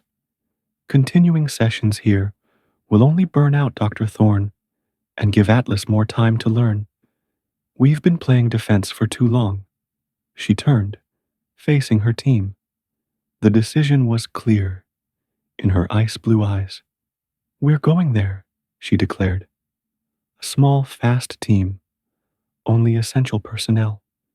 Commander Lee, prepare a transport aircraft capable of polar operations, full gear for a 72-hour mission in the most extreme conditions imaginable. She looked at Lena. Dr. Petrova, I need you to strip down the cognitive amplifier to a portable version. Core components only. We're taking the echo chamber to it. Finally, She looked at Aris. And you, Doctor, prepare yourself. You're about to have a direct conversation. The plan was insane. A desperate gamble. To send a handful of people to the most dangerous and isolated place on the planet to confront a cosmic entity based on a theory formed from nightmares and spectral data. But no one argued, because as they looked at the world map, covered in chaos and panic, they knew the only insanity now was doing nothing at all. Lena nodded, her mind already racing with the technical challenges. I can do it. 𝐔𝐿𝐒𝐂𝐑𝐈𝐏𝐓𝐈𝐎𝐍, his face alive with clear purpose. My team will be ready in 6 hours. Aris simply nodded. He felt a strange sense of peace. He had begun this journey in a stuffy lecture hall, haunted by ghosts. Now, he was going to the end of the earth, to face an even bigger one. There was a grim symmetry to it. They were going into the heart of the ice storm, in the hope that they could somehow talk to the storm itself, before it swallowed them all. The C-17 Globemaster roared like a wounded beast. It wasn't flying so much as clawing its way through the thick, frozen air above the Antarctic ice shelf. Inside the vast cargo bay, everything was strapped down with chains and cargo nets. An armored snowcat, crates of equipment, and the portable version of the cognitive amplifier, which looked like a high-tech coffin, all vibrated violently with every gut-wrenching lurch of the aircraft. Their small team sat on mesh seats along the fuselage, their faces cast in the dim, red glow of the utility lights. Aris, Lena, and 𝐔𝐿𝐒𝐂𝐑𝐈𝐏𝐓𝐈𝐎𝐍 sat together, flanked by 4 soldiers from 𝐔𝐿𝐒𝐂𝐑𝐈𝐏𝐓𝐈𝐎𝐍's Special Forces team. They called themselves the Phantoms, elite soldiers trained to operate in the harshest environments. But Aris could see the strain behind their professional masks. No training could prepare you for a storm that whispered inside your mind. Weather is much worse than forecast, 𝐔𝐿𝐒𝐂𝐑𝐈𝐏𝐓𝐈𝐎𝐍 shouted over the roar of the engines.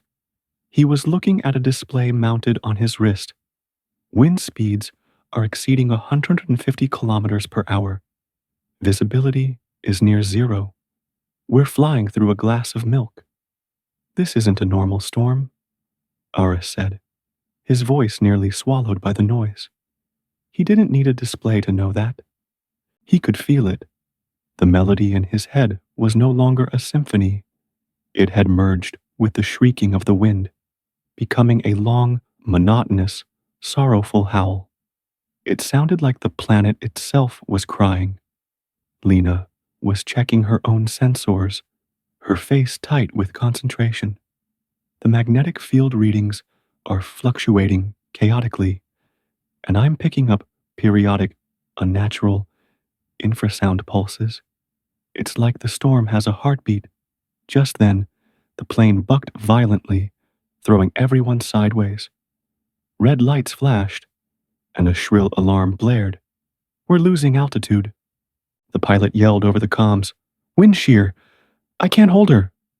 Everything became a blur of chaos. Cargo crates groaned against their chains. A young soldier named Rojas, sitting across from Aris, had wide, terrified eyes. There's something out there," Rojas screamed, pointing at one of the small, thick portholes.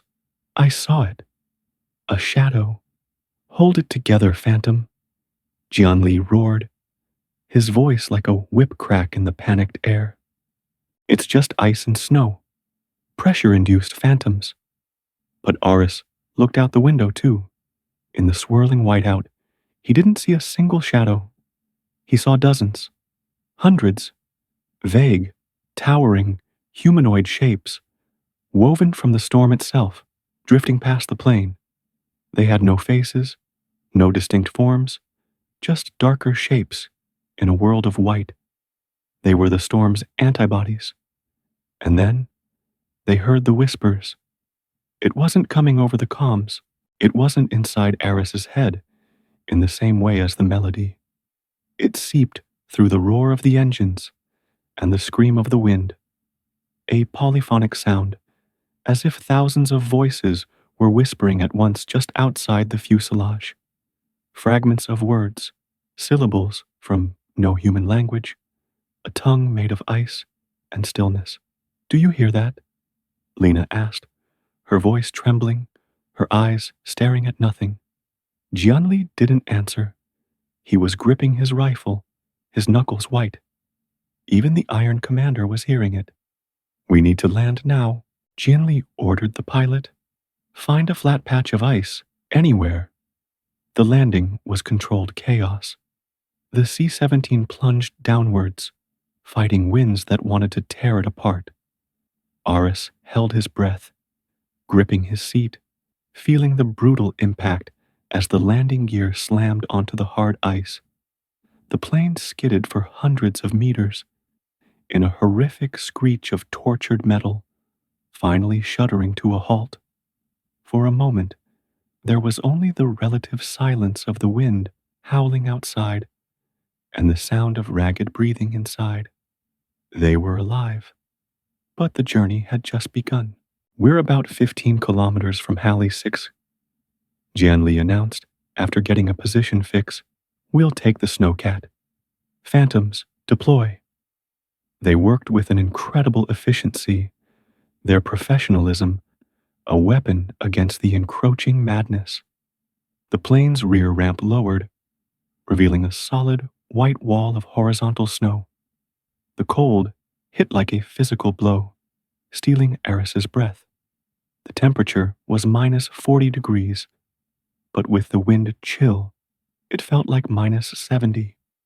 They quickly offloaded the snowcat and essential gear. Lena set up a portable weather station. "General, can you read me?" 𝐔𝐿𝐒𝐿 said into a satellite comms unit. "Loud and clear, Commander." Rostova's voice came back, full of static. "Report. We've landed safely. The storm is intense. We are preparing to move on the research station." "Be careful," Rostova said. "We're losing our geostationary satellites over your position. Communications may become intermittent." "Godspeed." The line went dead. They were utterly alone. The 15-kilometer journey in the snowcat was a trip into a white hell. The windshield wipers were nearly useless against the blizzard. 𝐔𝐿𝐒𝐿 drove almost entirely by GPS and radar, but even those instruments flickered and glitched constantly. The radar screen would occasionally show phantom blips that would appear and vanish. Inside the cramped cabin, no one spoke much. The whispering had become clearer, seeming to seep through the armored hull of the vehicle. Rojas, the young soldier, was muttering prayers in Spanish.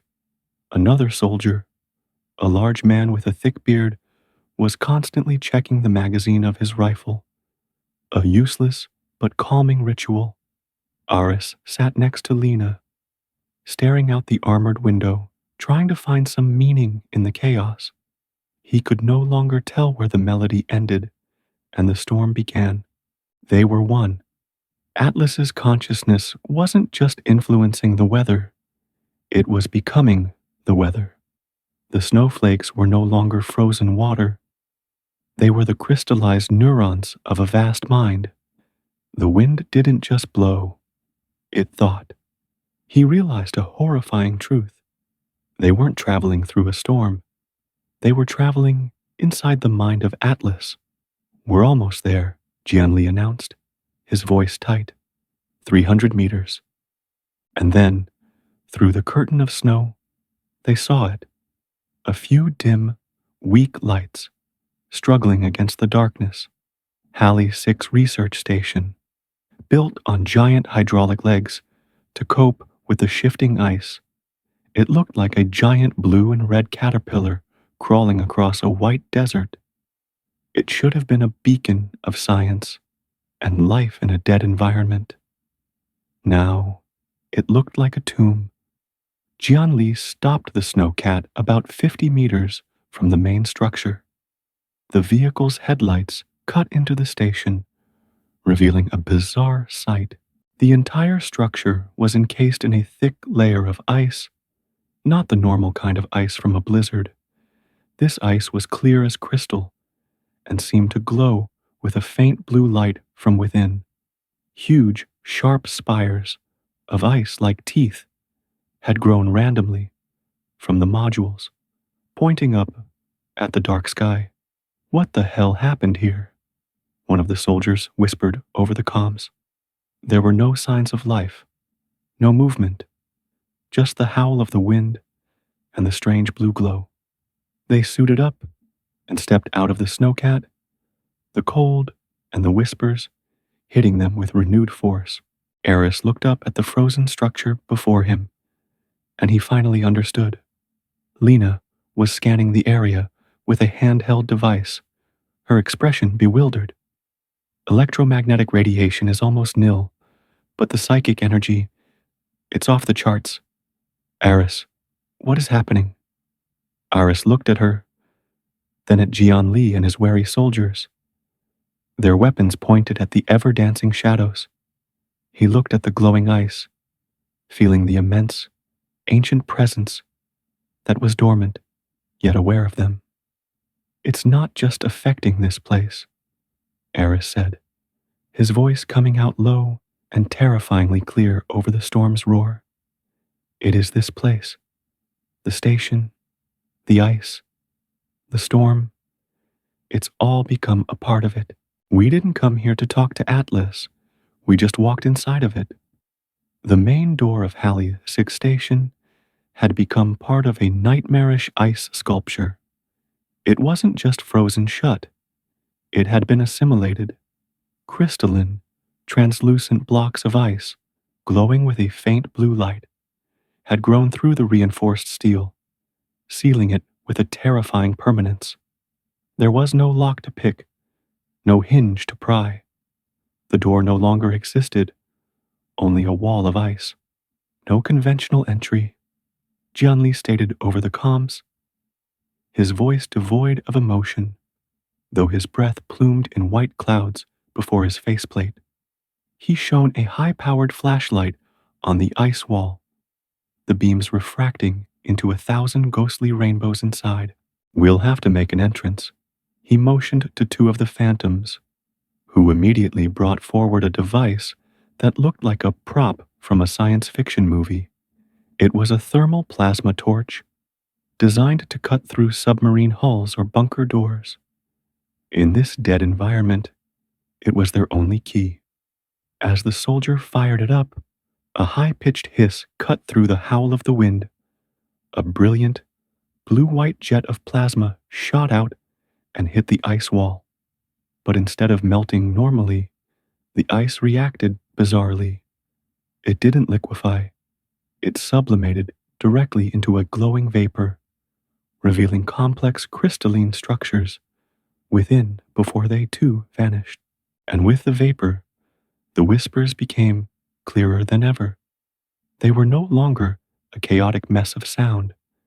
They now had structure, ghostly words formed from the hiss of the wind and the crackle of the ice, echoed around them. We are the door. The key is silence. The young soldier, Rojas, stumbled back, his rifle trembling. It's talking. Dear God, it's talking. Focus on the mission, Phantom. Jianli barked, his gloved hand clamping down on Rojas's shoulder, steadying him. It's just acoustic anomalies caused by the ice sublimation. Hold the line. Aris knew it wasn't an anomaly. It was the place's immune system speaking up. They weren't just breaking down a door. They were cutting a wound into the flesh of a god. After 10 tense minutes, that felt like an eternity, a rectangular hole large enough for a person to crawl through was created. Inside was darkness, and a cold that was deeper, more ancient than the cold of the storm outside. I'm going in first, Jian said. Diamond formation. Thorne. Petrova, you're in the middle. No one goes alone. No one touches anything unless ordered. They crawled through the opening, one by one, stepping from the whiteout into a black stillness. Their flashlights cut through the dark, dancing beams revealing a scene of suspended existence. They were in the station's common room. Everything was there, as if the scientists had just left moments ago, if time itself had been frozen along with them.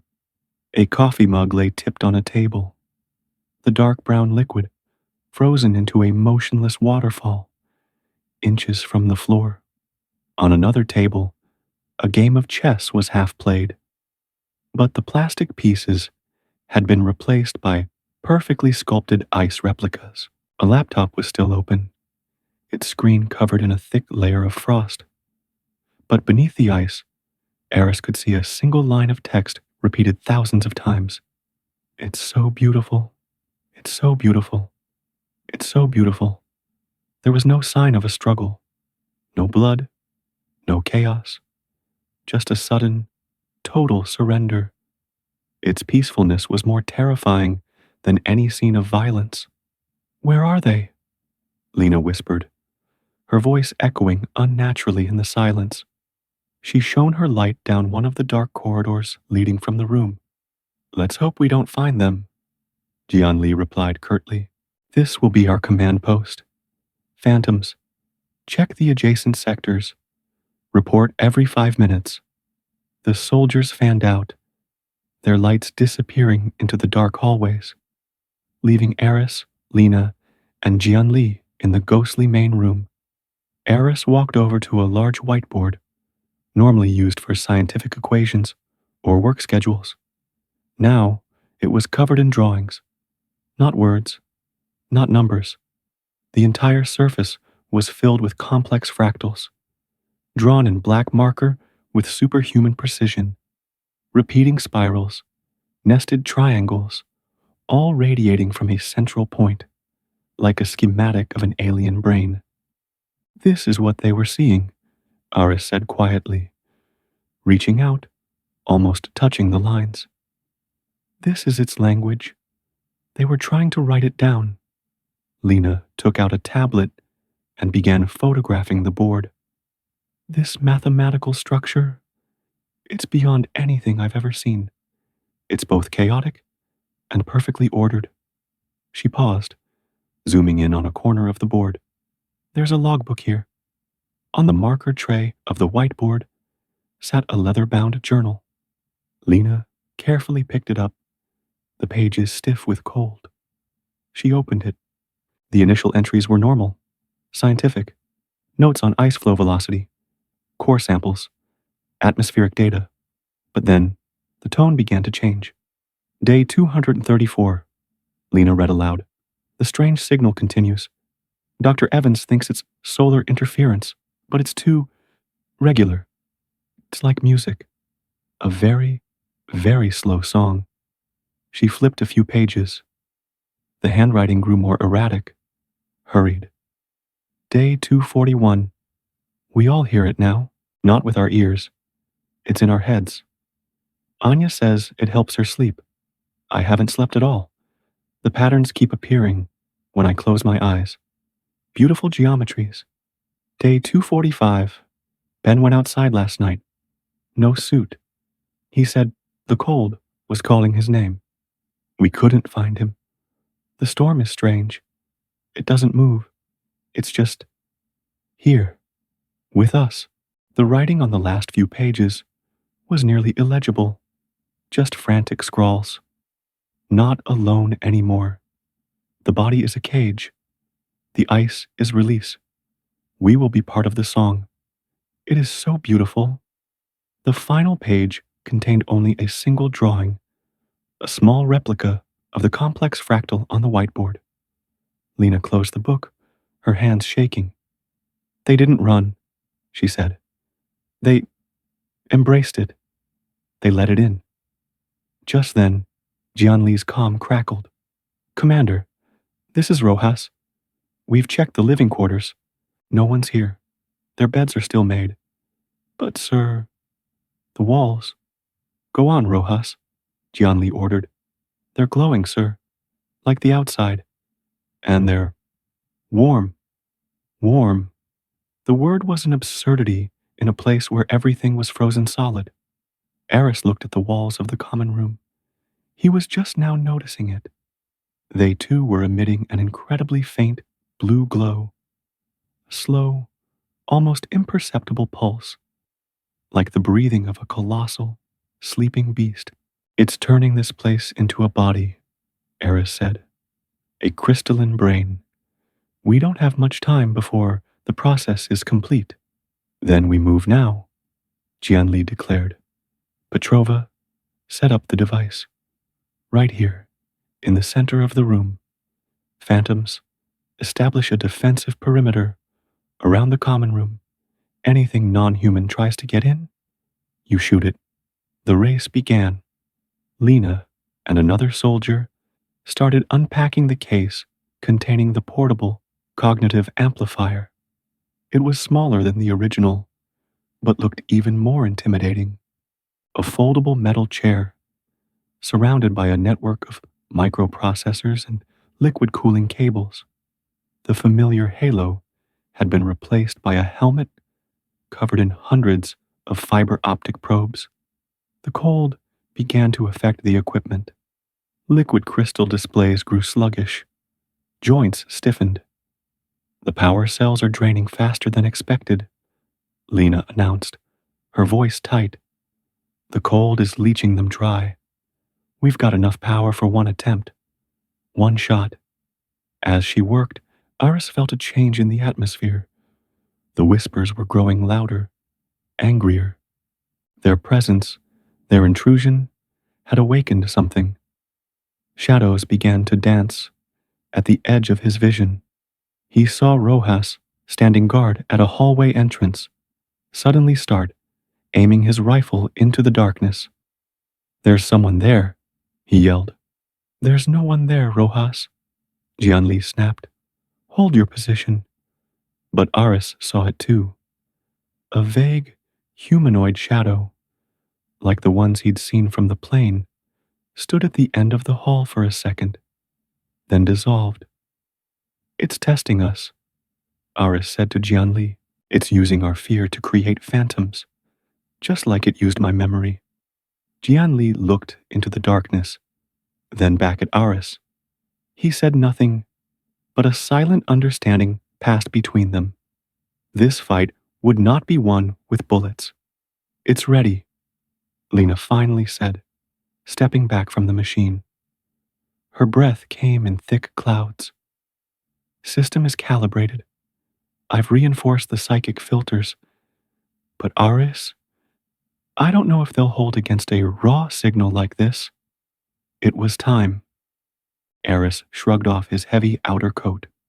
He walked to the machine, his heart beating a slow, heavy rhythm.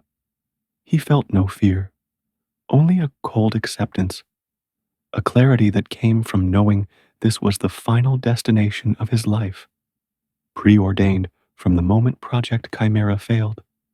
He turned to Lena. If I don't come back, he started. You will come back, she cut him off, her eyes shining behind her glasses. Promise me you'll come back, Aris. He just gave her a sad smile. He handed her a small object from his pocket, the old photo of him and Alara. Hold on to this, a reminder that sometimes singing into the dark is a bad idea. He turned to Jianli, who stood guard like a statue. Protect them. That's my job, Jianli replied, a new respect in his voice. You do yours, Doctor. Aris sat down in the ice-cold chair. Lena carefully placed the helmet over his head. Hundreds of cold, fiber optic probes touched his scalp. She attached the biometric sensors to his chest and wrist. I'll start at 5% amplification, she said, just to establish a baseline. No, Aris said, his voice firm. No time for that. We get one shot, go straight to maximum. Open the gate all the way. Maximum? Aris, it will tear your mind apart.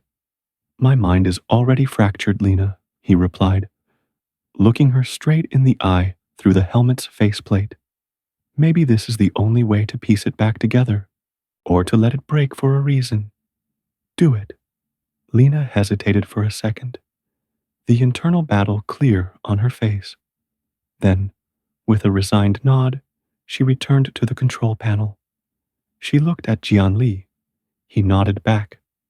All right, she said, her voice coming through the comms inside Aris's helmet. Final protocol engaged.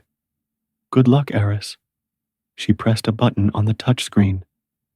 Aris's world didn't fracture. It evaporated. There was no pressure, no pain, just a flood of pure, white light, and a single sound, the sound of a billion ice crystals shattering at once. His body convulsed violently in the chair. Final, instinctual reaction to a stream of raw data that was beyond the capacity of any biological brain to process. Blood trickled from his nose, dripping onto the cold metal below. In the control room, Lena screamed as all of Aris's biometrics flatlined. He's brain dead. Oh God, I've killed him. Jianli rushed to Aris's side, checking his pulse. He's still breathing. It's faint, but it's there. But Aris was no longer there. He was not in his body. He was not in Halley 6 station. He was floating. The physical world around him dissolved into glowing lines of code, endless streams of information. The room, Lena, Jinli, all of it decomposed into pure mathematical structures. The ice wall, the storm, the Antarctic continent, the entire planet Earth shrank to a single, warm point of light in a vast, cold space. He had no sense of body, of time, of self. He was a point of perception, a naked consciousness, and he was no longer alone. He felt another presence, a presence that was immense, ancient, and profoundly lonely. It was all around him, not as a separate entity, but as the very fabric of this space. He was inside. He had reached the black ocean, and this time it was fully aware of him. There was no transition, no journey. Aris was simply there. The concept of there was itself a crude simplification. He had no body to orient in space. He had no eyes to see, no ears to hear. He was just a point of naked perception, a consciousness aware of its own existence, floating in something that defied all definitions of space. He had called it the Black Ocean, but the name was inadequate. It had no color, because light did not exist. It was not an ocean, because it had no surface or bottom. It was a textured void, an infinity with depth. He could feel its vastness, not with sight, but with an instant, overwhelming understanding that he was a single atom in an infinite universe. The ice structures he had seen in his previous visions were everywhere. Colossal, crystal cathedrals, larger than galaxies, drifted with a slow, stately grace in the stillness. They emitted no light, but their very existence seared their image into Aris's perception. He understood that these were not physical objects. They were thoughts, crystalline architectures of memory, concepts frozen solid over eons. He was adrift in the library of a god. And then, the library noticed him. It wasn't a movement. It wasn't a sound. The entire fabric of the black ocean seemed to shift its focus, like a single, massive, invisible eye had just blinked open. The pressure of that attention was unimaginable. It wasn't hostile. It wasn't curious in a human sense. It was a pure, dispassionate regard, like a geologist examining a strange grain of sand. Billions of years of existence focused on a single point, Aris. A stream of pure, unfiltered information flooded his consciousness. It wasn't language. It was raw conceptual blocks, fundamental states of being, stillness, cold, dark, alone. The data stream was not a description. It was a direct transmission of feeling. Aris was submerged in it. He felt a loneliness so vast it made all human suffering seem petty and insignificant.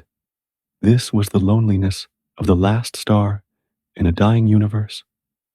The loneliness of a consciousness that had existed for so long, had witnessed so much emptiness, that its own existence had become an indescribable burden.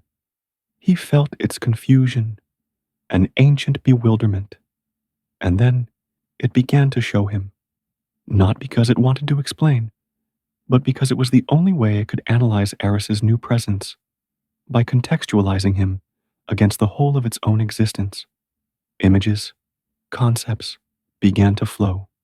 Aris witnessed the beginning, not a bang, a crystallization, a single, perfect thought, born from the chaos of the primordial universe, a consciousness made not of carbon or silicon, but of pure physical law. It was not a creature in the universe.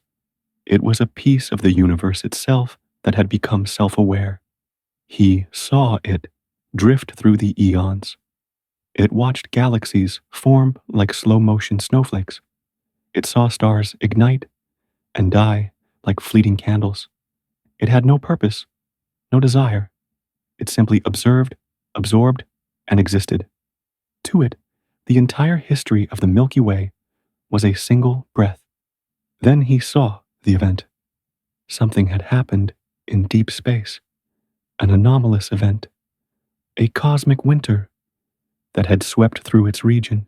The temperature of space-time itself dropped below a critical threshold, and like water turning to ice, its fluid, diffuse consciousness began to crystallize. Its thoughts slowed, freezing into the vast crystal structures. Its existence fell into a multi-eon hibernation, a state of near death. It became Atlas, an iceberg of mind, silent and inert, a fossil of thought. And then, after an immeasurable time, something changed. A faint, distant source of warmth. Small, unremarkable, yellow star, Earth's sun. As its wandering trajectory brought it into the solar system, the freezing process began to reverse. Millions of years of dormancy were ending. It began to thaw, and Aris finally understood the true nature of the melody. It wasn't a message. It wasn't a song. It was the sound of a vast mind thawing. It was the cracking of concepts that had been frozen for millennia. It was the groan of a consciousness waking from a sleep so long it had forgotten what it was. The whisper of alone wasn't a complaint. It was the first feeling it recognized upon waking. That awakening was leaking out, spilling into the nearby reality, the human world. Atlas's attention shifted. It now showed Aris how it perceived humanity. It didn't see cities or countries or individuals. When it looked at Earth, it saw a silent sphere covered in a thin film, a warm, chaotic fever. That film was the collective consciousness of humanity. It didn't see 7 billion separate people, but a single entity, a biofilm of fleeting thoughts, a noisy, short-lived, and contradictory existence. To Atlas, our existence was just a strange phenomenon, a complex biopsychic mold growing on a damp rock it happened to be passing. The day of silence had not been an attack. It was the moment Atlas, in its waking stupor, first truly focused on that fever. It had simply listened intently for a few minutes, and the power of its attention had been enough to overwhelm the entire global neural network. Its mining of Aris's memory of humanity's pain was not an act of torture. In trying to understand this chaotic fever, it had searched for the strongest, clearest signal. And in the symphony of human consciousness, no signals were stronger than grief, loss, and fear. They are the base emotions, the keynote frequencies that define our entire experience. It wasn't reading our nightmares. It was trying to find our species' fundamental frequency. Aris floated in this horrifying understanding, small and helpless. He had been looking for a monster, an invader, a malice to fight. But there was nothing here to fight. How do you fight an avalanche? How do you argue with an ocean? The threat didn't come from malice. It came from mere existence. Atlas wasn't trying to destroy humanity. It was just waking up, and its waking process, the leaking of its consciousness, was fundamentally incompatible with the physical and biological laws that had created Earth. Its presence was rewriting reality at a subatomic level. It was not an invasion. It was an act of cosmic climate change, and humanity were just the plankton about to be boiled as the water temperature changed. And then Aris felt a final, profound question form in Atlas's mind. It wasn't asking Aris. It was asking itself, using Aris as a mirror. After eons of drifting, after the long sleep, after waking in a strange solar system and encountering a bizarre fever of consciousness, the question resonated with the weight of its entire existence. What am I? It didn't know. It had slept for so long. It had been alone for so long that it had forgotten its own nature. It was looking at humanity, at Aris, in the hope of finding a clue, a reflection, however small, of what it means to be. Aris Thorne, the failed linguist, had become the mirror for a god with amnesia. In the real world, in the freezing common room of Halley's sick station, a single tear rolled out from under Aris's helmet. It froze instantly on his cheek, a tiny crystal of understanding and despair. He had found the answer, and the answer was more terrifying than any question. The physical world returned with a roar. For Lena, it began with a sound, a low, deep cracking, coming not from the storm outside, but from the very structure of the station. It was the groan of a great icebreaker ship buckling under an unimaginable pressure. "What's happening?" she asked, turning to Jian-Li, panic rising in her throat as she stared at Aris's flatlined biometrics. Jian-Li didn't answer. He had already drawn his sidearm, his eyes scanning the room. "Phantoms report," he ordered into his comms. "Status, Commander, the ice, it's moving." Rojas's voice came back, trembling with terror. "It's growing from the walls. Oh God, it's growing." And then they saw it. From the walls, the floor, and the ceiling of the common room, crystalline ice spikes began to emerge. They didn't grow randomly. They grew with a terrifying purpose, glowing blue lances extending slowly, silently, razor sharp.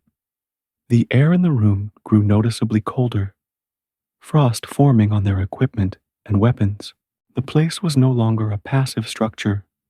It was a living body, reacting to their intrusion. "Hold your fire," Jian-Li commanded as one of the soldiers raised his rifle. "Bullets won't do anything. Fall back. Form a perimeter around the doctors and the device." The soldiers retreated, forming a tight circle around the chair where Aris sat motionless, and Lena was desperately trying to find any sign of life on her screen. The ice spikes continued to lengthen, not fast, but relentlessly, turning the room into a deadly, thorny forest. The whispering was gone now.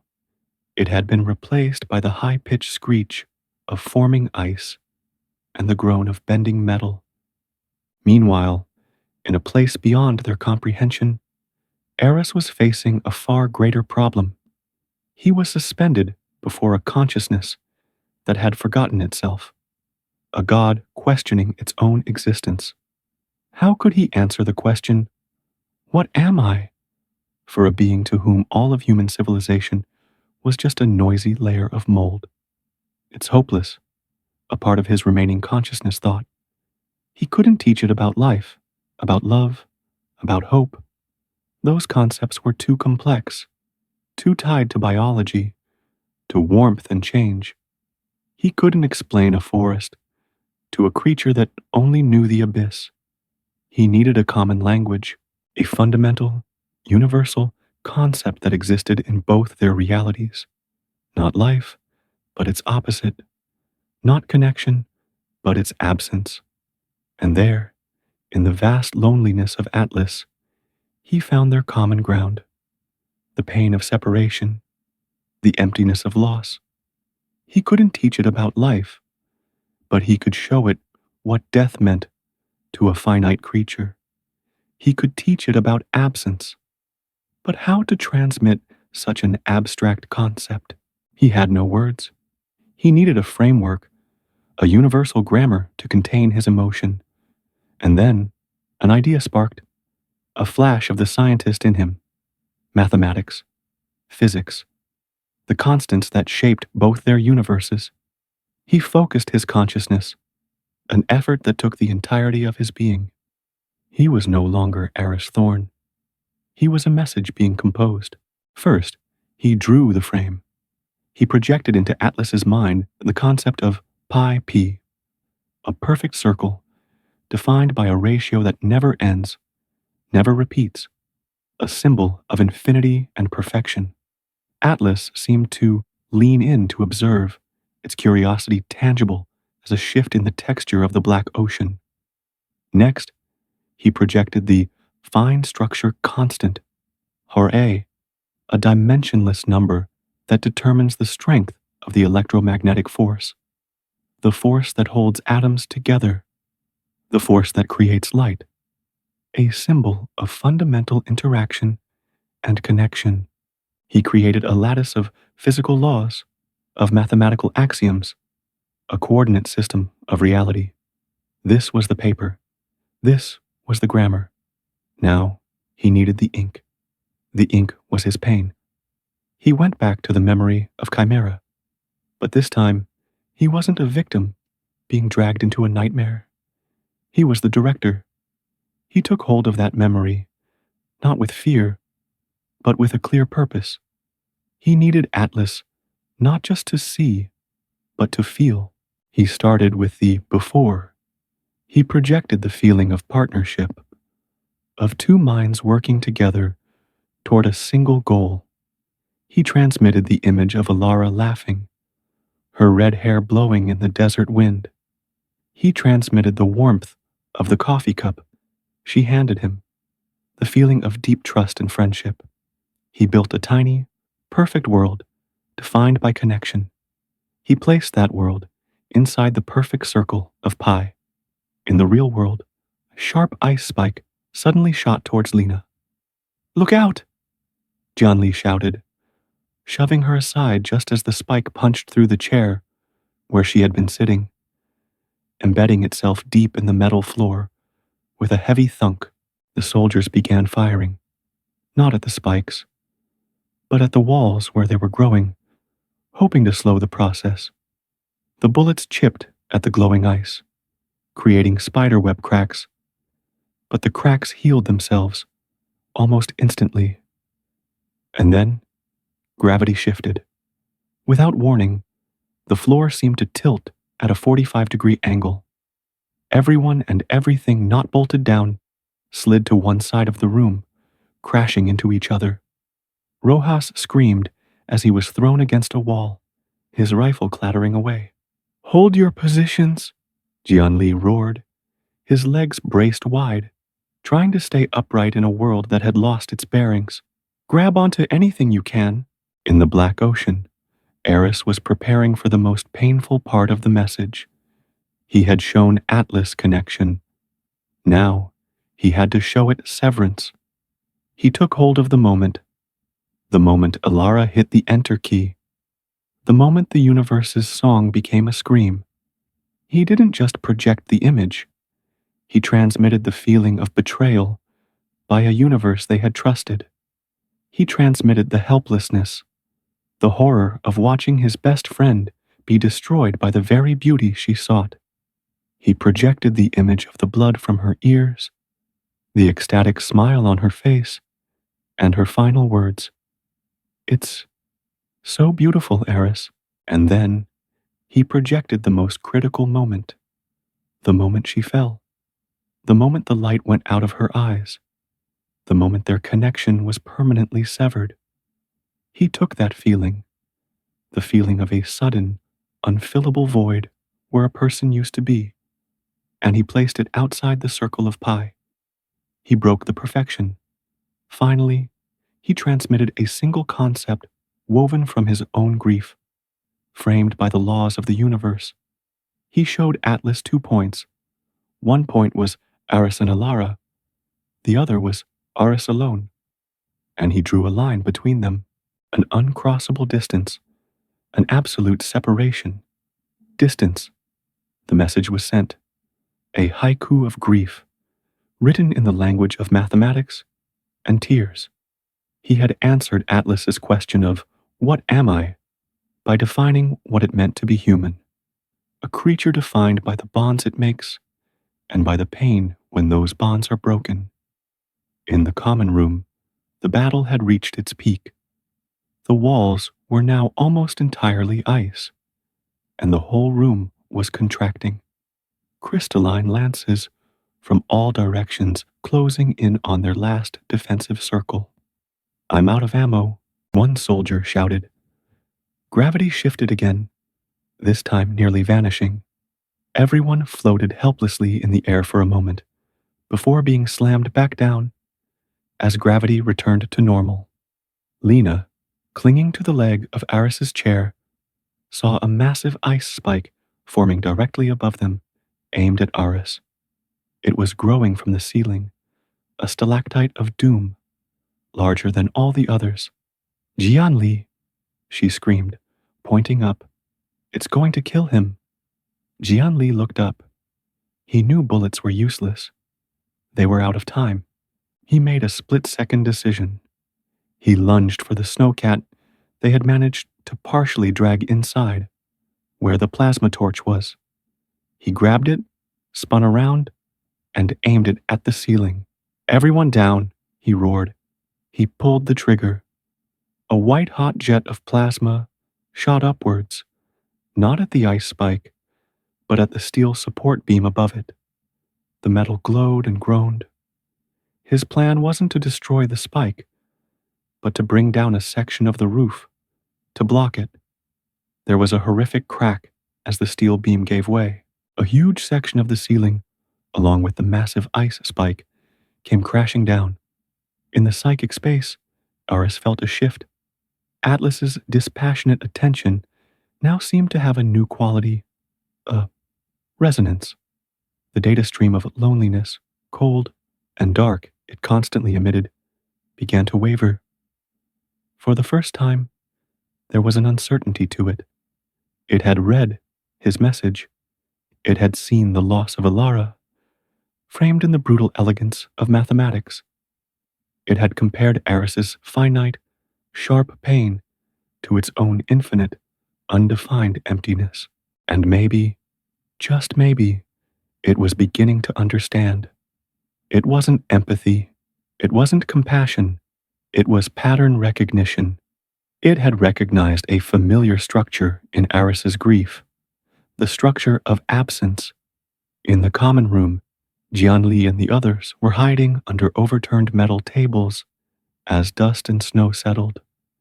The roof collapse had blocked the fatal spike, but it had also compromised the structure of the entire room. The ice walls began to crack, not from being destroyed, but as if they were contracting. The physical assault abruptly stopped. The spikes stopped growing. Gravity stabilized. The groaning of the station fell silent.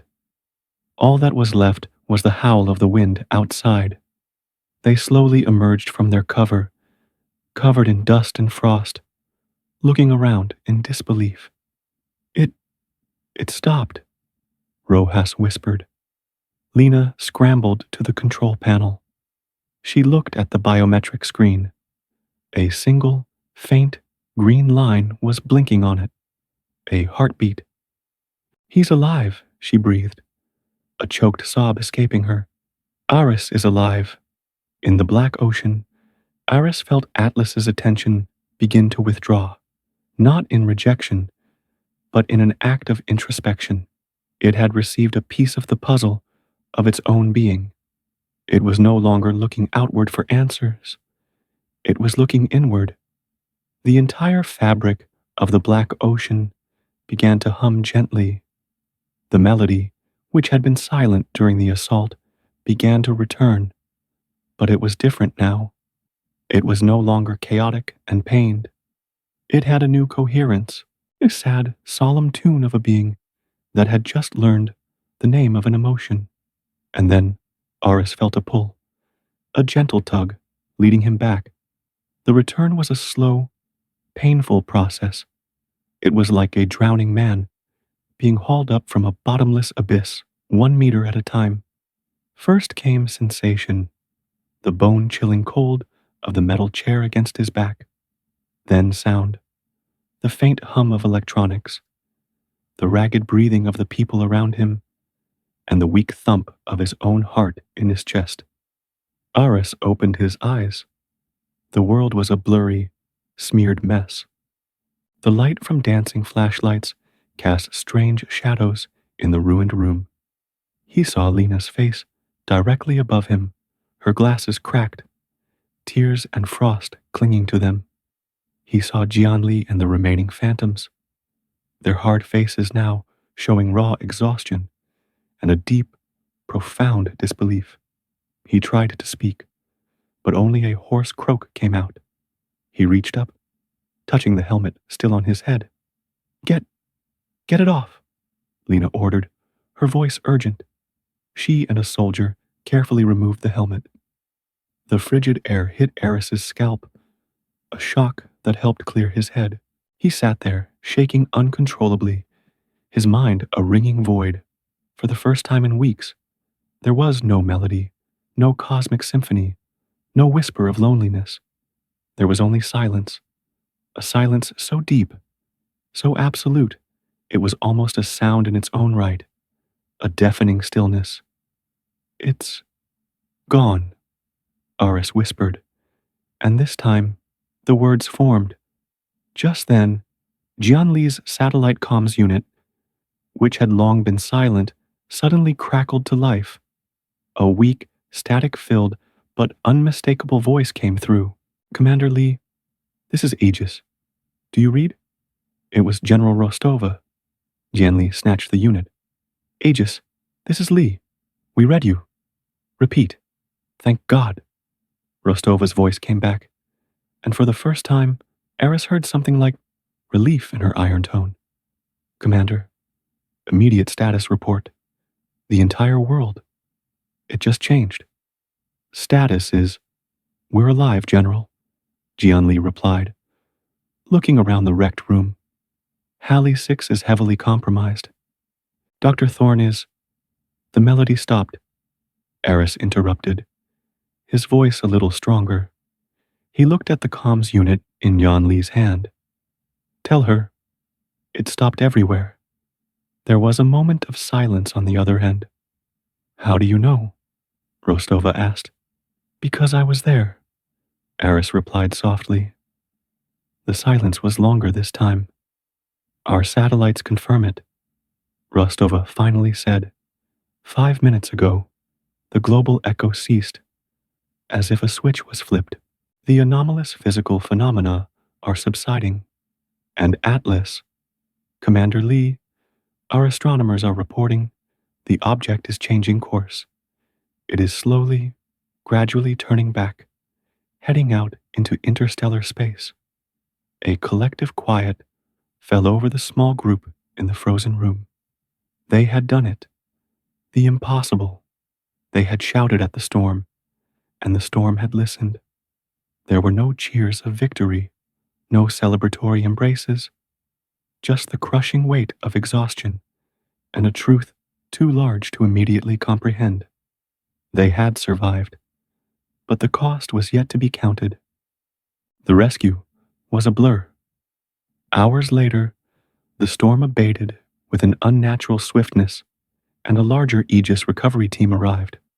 Aris, Lena, and the Phantoms were airlifted back to the main base, treated for frostbite, exhaustion, and psychological shock. The world they returned to was a world permanently wounded. The day of silence and the chaotic weeks that followed had left indelible scars on the body of civilization. Millions were dead. Economies had collapsed. A new, primal fear of the sky was now ingrained in the collective human subconscious. But there were no parades for the unknown heroes who had averted the apocalypse. The official story became a series of unprecedented and severe solar storms that had caused global technological and psychological disruption. The Atlas object was explained away as an unusual, rogue, metallic asteroid. Aegis remained in the shadows. Aris Thorne, Lena Petrova, and 𝐃𝐄𝐒𝐑𝐈𝐏𝐿 did not exist. They had saved the world in secret, and the world would never know to thank them. And maybe, Aris thought, that was for the best. Because how can you celebrate a victory when you realize it was never a war? How can you celebrate survival when you know your very existence was an accident, an unintentional annoyance to far greater powers? 6 months later, Aris stood on the balcony of a small, clean apartment Aegis had provided for him. It was in a quiet, remote coastal city where he could hear the sound of the waves, and no one knew his name. His body had healed, but his mind was a different landscape. The scars of that encounter would never fade. Sometimes, in the quiet, he could still feel the echo of the void, the memory of the black ocean. Lena visited sometimes. Their relationship had moved beyond the scientific, forged in the Antarctic cold. They didn't talk much about what happened. They didn't have to. They just sat together, two survivors sharing a silence no one else could understand. 𝐃𝐄𝐒𝐕𝐄𝐑 had been promoted, continuing his work in the shadows, protecting a world that didn't know it was being protected. Tonight, the sky was clear. Billions of stars glittered like diamond dust on black velvet. Aris used to look at the sky with a scientist's curiosity, an explorer's longing. He had searched for a signal, a sign, a song. Now, he looked up and felt something else entirely. He listened. He strained the ear of his mind, a habit now ingrained in his instincts. He searched for the melody, the icy chime, the whisper of loneliness. But there was nothing, only silence, the great silence he had once lectured his students about. But this was a different silence. The silence before had been the silence of ignorance, the silence of a child in a dark room, not knowing if there were monsters under the bed. This silence was the silence of knowledge, the silence of one who had seen the monster, had spoken to it, and had realized it didn't even know it was a monster. It was the silence of indifference. Atlas was gone. It had learned something about the nature of being from the grief of a tiny, finite creature. Perhaps it was continuing its journey, carrying with it the new painful concept of distance, or perhaps it had found some other dark, cold corner of the universe to fall back asleep in, trying to forget. Aris didn't know, and he knew the universe didn't care. Humanity had been saved, but they had lost something more precious. They had lost their innocence, the illusion that they were the center of the story that their existence had some cosmic meaning. They had shouted into the void, and the void, for just a moment, had glanced back, not with malice, but with a flicker of confusion, before continuing on its endless way. Aris took a deep breath, the salt air filling his lungs. He looked up at the stars, those cold, distant fires. The silence was now more terrifying than the melody had ever been, because now he knew it wasn't empty, it just didn't care.